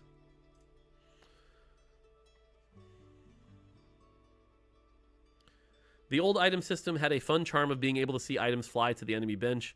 Any possibilities of seeing the items in the air again? Probably not. It's one of the trade-offs of the new item UI. Hey, Mort, what do you think of a Nico that copies the star level of a unit? Could potentially open up 5-star units. Probably way too powerful and way too swingy. Probably way too powerful and way too swingy.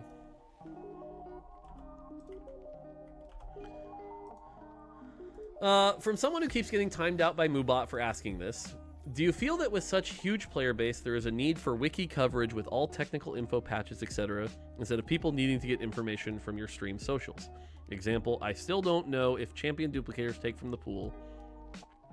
This is an example info people could find on the wiki. Yeah, I mean, I think a lot of the big games... What was the game recently that Alex and I played? I'm blanking on the name of it. With the Skull. We were playing Skull recently. That was a fun game. Minecraft is always the example I come up to. But Binding of Isaac is another one that I was really deep into. But all of these are like, where do you go find the info on how things works? The wiki. Like Terraria, that's another good example. I think the thing that has prevented TFT from having TFT has a wiki, but the thing that I think has prevented it from having as deep of a wiki as some of these other examples I've listed is that the game changes so much that for the person creating the wiki, the reason to do it hasn't existed. It's like, it changes so much, I can't keep up, so why would I do this, right? Whereas like, I always remember the Binding of Isaac site where you could like go and it had the picture of all the items, and you could just mouse over it, and it would show you the item. And like that site was so popular for a while until someone built the add-on for it. You know, I think wikis have to have a purpose and a motivation for the person building the wiki. And I think TFT changing so much has been the big blocker. But I would love to see a deep TFT wiki. And in fact, I could, if we had a super deep one and a player came to me and was like, hey, could you answer these so we get them on the wiki? I'd probably be like, yeah, great. But yeah.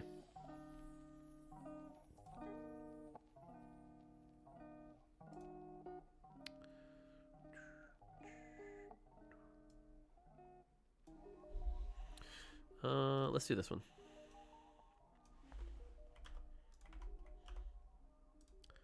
Hey Mort, I appreciate you spending all this time answering questions and supporting the community. I'm curious if there will be non-senior positions on the TFT team anytime soon, as I see most postings are mostly only senior positions. The answer is yes. The short answer is yes. I agree that non-senior positions are harder to find. And it's been interesting because Riot has kind of gone through this like ups and downs. And I've seen it come in waves. There was a while where Riot was really, really big on hiring new, fresh talent. And then there was a while where they were like, this isn't paying off. We only want senior people. And then there was a while where they're like, this isn't paying off because they don't have the right things we're looking for. So we need junior talent. It keeps going in waves based on who you ask. I think people could debate it either way. But I can tell you that in the future, for sure, there are non-senior positions coming up. That's all I can say for now. But I am fully aware that there are non-senior positions coming. I can also say there's at least one position I'm aware of that requires no previous game dev experience. So at least one. Can't say more than that, but definitely keep your eye out for them. Just remember, though, those spots will be extremely competitive. Those are always the hardest spots to get into. They get the most...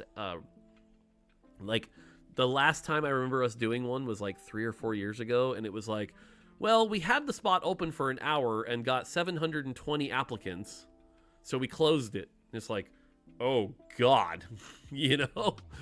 So just be aware that the second it doesn't require experience, it gets insane.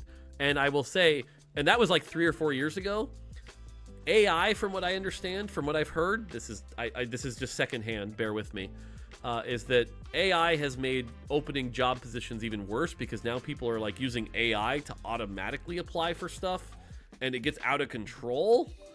So I'm actually kind of scared about the next time we open it. So we'll see. But yeah.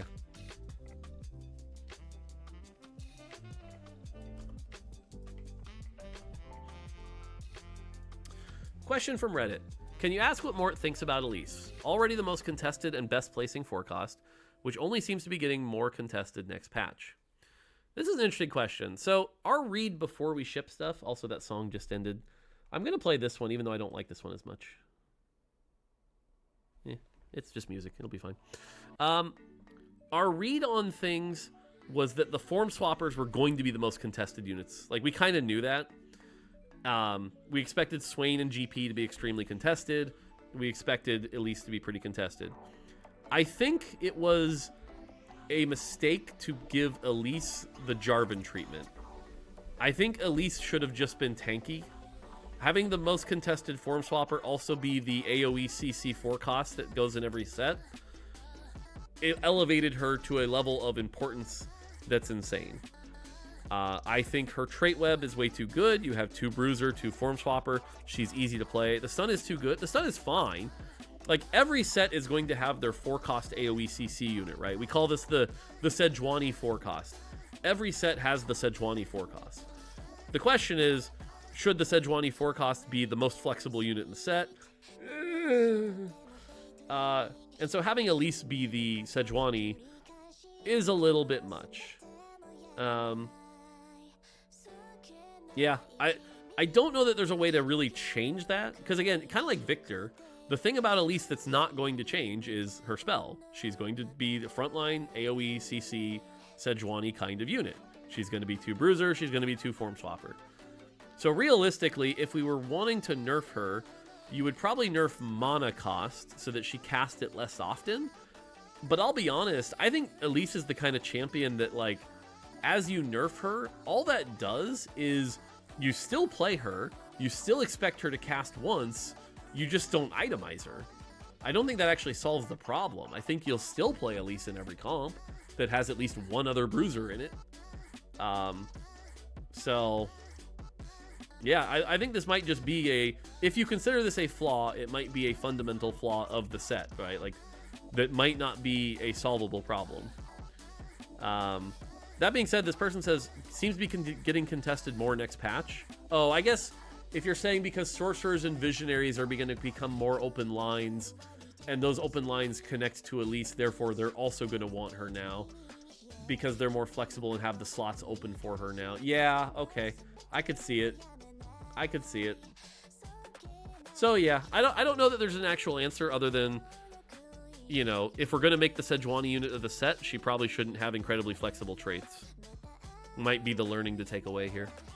I'm kind of analyzing on the fly here, but yeah. There might not be a good answer.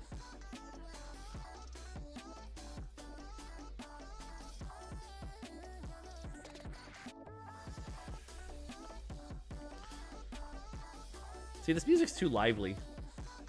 Whatever. Hey, Mort, non-TFT related question, but what are your thoughts on Jack of all trades, Master of none versus Master of one, Jack of not others? So my hot take here is that I can only speak to game creation, okay? I can only speak to game creation. I cannot speak to, like, everything in general. There might be other, like, for example, do I want a surgeon who is a master of every, or Jack of all trades, Master of none? I probably don't want a surgeon who hasn't specialized in being a surgeon. So, but for game design, I actually think being a master of one is actually bad. One of the things I think really helped me in my career was at Nintendo. Even though Nintendo is a big company, Nintendo Software Technology was a small company that only had, 30 employees, and a game team might be 15. The first Mario vs. Donkey Kong was like 3 designers. And so you would have to learn things and not be great at them. Like, I didn't even know what a UX designer was till I came to Riot, because we just called those designers who worked on the UI for a little bit while they were also working on levels. So I kind of became a jack of all trades. I think that's important in game design, especially if, like, you ever want to go do an indie game or a small game. And I think some of the employees that struggle the most at Riot are people that have specialized in, like, 1 or 2 things, and then that project gets canned and they have to go move to a different project. It's like they struggle. So TLDR here is, I think having a wide variety of skills to make sure you're useful is good, with, like, one really good specialization. Knowing your strengths and weaknesses, I think, goes a long way. So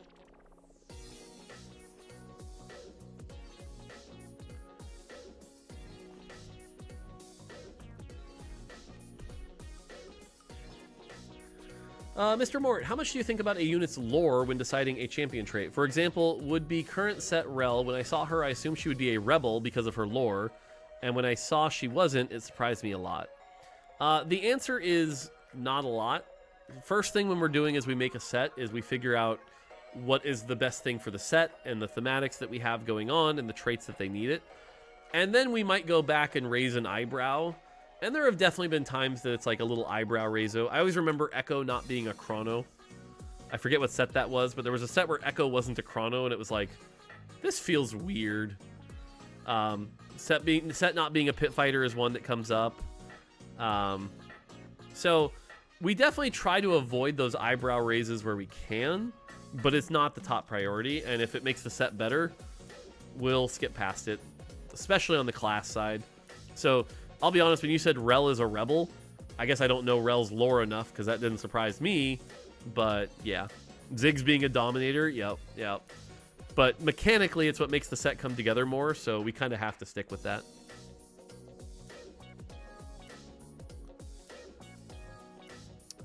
Hang on. Hey, I know dragons won't return to TFT because they were considered too overpowered, but I absolutely love them. For players like me who mostly play for fun rather than competitive balance, they brought so much joy to the game. Would it be possible to prioritize fun elements like dragons more in the future, even if it means taking a small hit to perfect balancing? So, it seems like you're misinformed here. We did not remove dragons because they're overpowered. That is not remotely what happened. And in fact, as I've said before, everything can be balanced. Everything is a number between 1 and infinity. Everything can be balanced. So we don't remove things because they're imbalanced. Could we ever ship something like dragons again? Yeah, absolutely. Why not? If the right set called for it, totally. You even said, like, would it be possible to prioritize fun elements more in the future? It's funny hearing you ask that question, because every Challenger player right now that's watching this, which might be like 2 of them, is going, what do you mean? He already over-prioritizes fun. They need to prioritize competitiveness. And every fun player is going, no, they need to prioritize fun, not balance. Like, we try to find the right line, which is, in between, but we definitely want to find the fun thing. If there is a set where it makes sense to bring back something like dragons, we will. And we'll bring it back in a way that works and is fun and learns. I think the thing about dragons that quote-unquote didn't work, if I had to pick on anything, was the whole, like, +3 of a trait. That was silly. I think +3 of a trait was absolutely silly. And it was like, if you want to play the vertical, you better have the dragon. So that was the thing. But I feel like both sides are saying you're too much onto the fun side and the competitive side, then you're doing things perfect. Possibly. Possibly.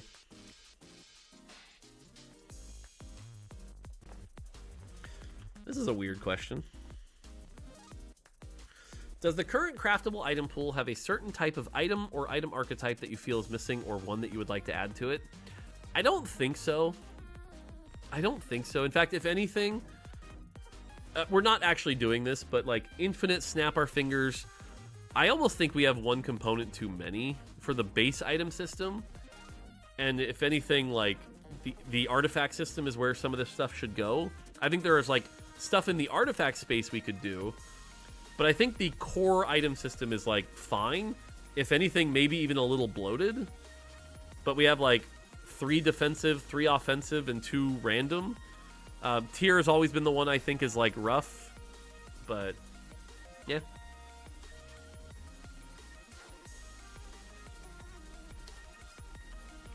Oh, this is a interesting one. By the way, mods, we're getting down to the last few minutes, so if you see any really good questions, keep them, otherwise clear everything else off.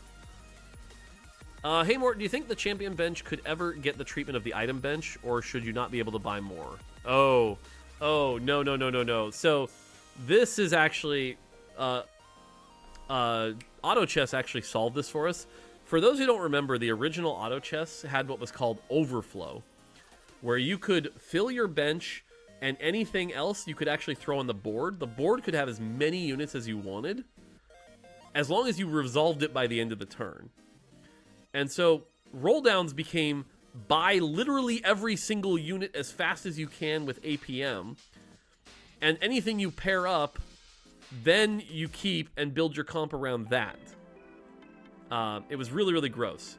And so using the bench as an example, the more we fill if let's say we tripled the bench slots, your roll downs become buy everything. It becomes much more of an APM test instead of a resource test. So I definitely would not do that. I think that's very bad for the game, makes the game way less accessible. So I would never do anything like that, is the short answer.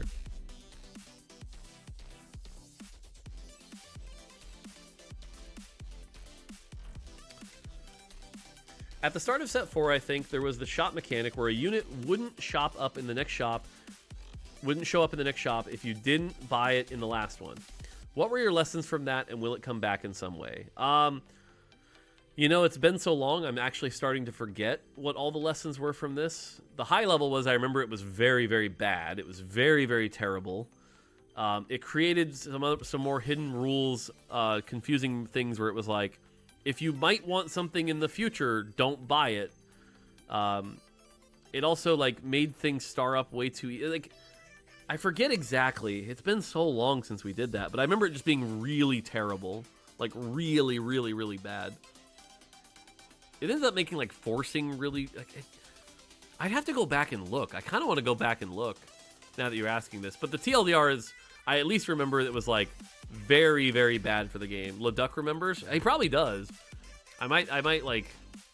I need to refresh my memory on this. It's been so long since we've talked about this problem. But yeah, I don't think so.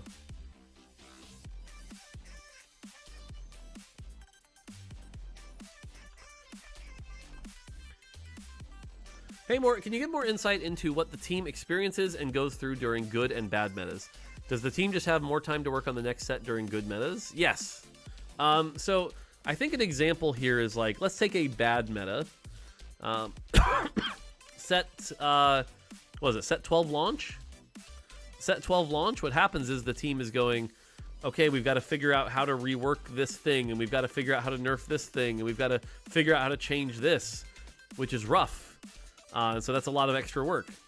Whereas if you take a current meta, we're like going, hey, everything's in a pretty good state.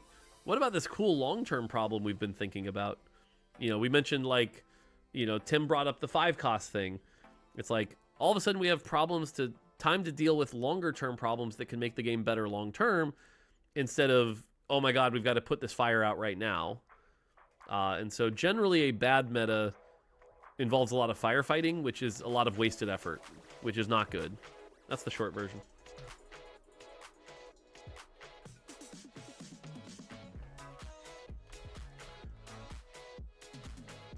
Hey Mort, loving the Q&A. Thanks for doing this. Do you feel like you enjoy games less sometimes when you play them because you're a game developer and think critically of them, or do you try to ignore those critical thoughts popping off when you're playing a new game?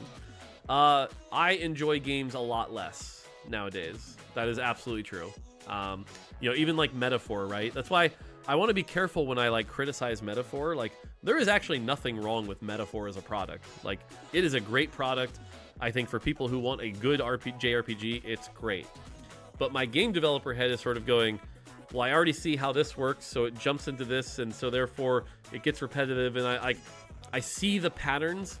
I don't know if every game developer has this problem. That is called getting old. Part of it is also that. Part of it could also just be I'm getting old and have had lots of experiences. And I do think that's a big part of it, to be honest, because when you're young, everything is new and exciting, right? Like your first Mario Kart, your first Pokemon, your first whatever. It's like, these are amazing.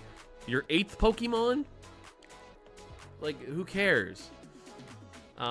So I think part of it is age, because it's not just being old. It's like, I already have experiences. I think part of it is being a game developer, being critical to the process.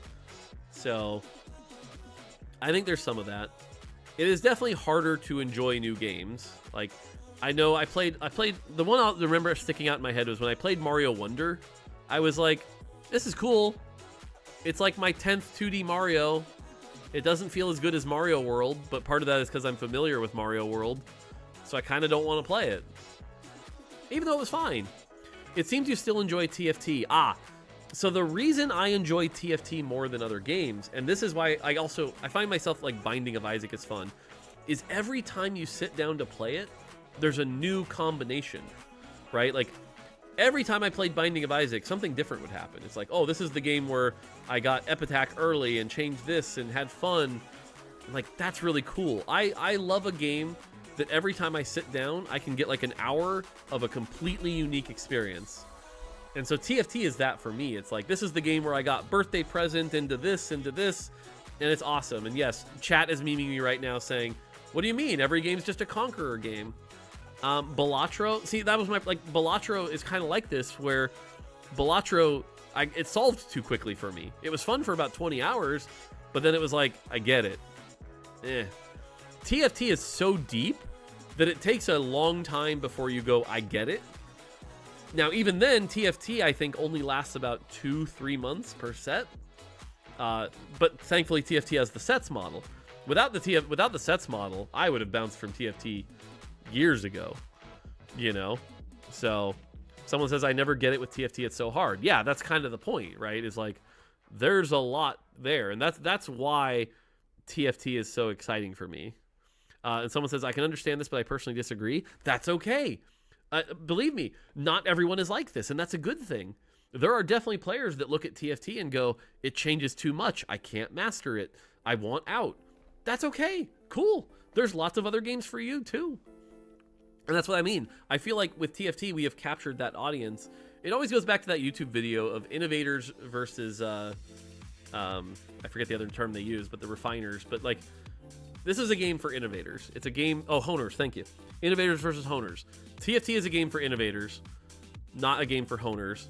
And so that's always going to be the case. So, yeah.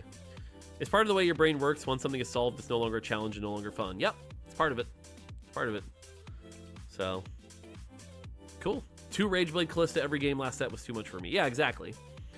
Why are chess real sports able to retain players for hundreds of years with no updates? So that's a false analogy.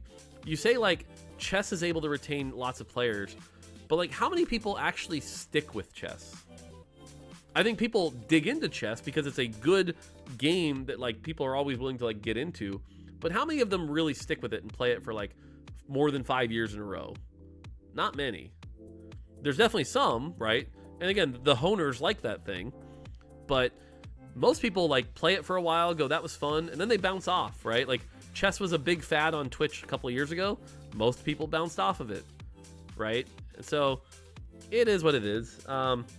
Sports, part of it is like the team aspect, but even sports, how many years do you play basketball before you move on, right? Like they're great games with great cores, but they don't have the novelty to keep you engaged for long periods of time. They're just solid cores. They're amazing cores. So, and in fact, even chess players, I always like that one example where like one of the chess players was just like, the game's getting boring because it's just about memorization. And then he made, what was it called? Chess 96 or whatever. Chess, the version where all the pieces are shuffled. Like that's the version that's more interesting to me. So, Chess 960, thank you. Chess 960, thank you. Good answer. Cool. All right, we're wrapping up here. It's been 4 hours of questions. Hopefully this has been entertaining for you all. I like just talking with you guys. I hope people don't think I'm like dodging stuff like that. We're wrapping? Wiki. Yeah, I don't know. Is there anything else we should talk about? I've got a little more time. Is there anything else we should talk about? When does the 3-cost tier list drop? Yeah, I just need to schedule a weekend to do that. The reason I do these guys is I always want you to know that I'm always being honest with you guys. I don't want to shy away from any topics. As honest as I can be with you without divulging company secrets. I always want to be transparent with you, try to make the game as good as we can. So in Magic the Gathering, there's an idea called evergreen keywords. Hang on. There's a thing called evergreen keywords, ones that exist regardless of set setting. Obviously, origins are set specific, but lots of class traits seem to exist in a similar space to this. Would you agree? Yes. I think bruisers are evergreen. I think like snipers is an example where we don't need it every set, but if you told me snipers were in every other set, I would totally believe you. But like one of the ones I hate actually is like bruiser and brawler. They're the same thing. They even use the same icon. For a while we were like clever where it's like bruiser, brawler, bruiser, brawler, bruiser, brawler. So, is there a story behind that disguised toast behind you? Oh, I try to support TFT streamers when they do merch, and Toast did merch, so I bought Toast plush. I also have, there's the Emily plush, Scara plush, there's one Aegon's plush, so. Well, the Necrit hat was a gift. I didn't support that, but I do have the Necrit plush, I think. I thought I bought the Necrit plush. The hat was a gift from him, though. So, yeah. Please, I beg you, how much I need to wait for Chibi Ornn? I mean, the answer to every Chibi champion is it'll come when it comes. And the fact that we don't have Malzahar shows I'm not affecting things, so. Yeah. Cool. Okay, like I said, hope you guys enjoyed this. Yeah. I'm gonna go see what my family's up to. They're probably awake by now. Hope you guys have fun. I don't know. Yeah. I love you guys. Alright. Goodbye. I'll see you When will I see you? I'll see you Saturday.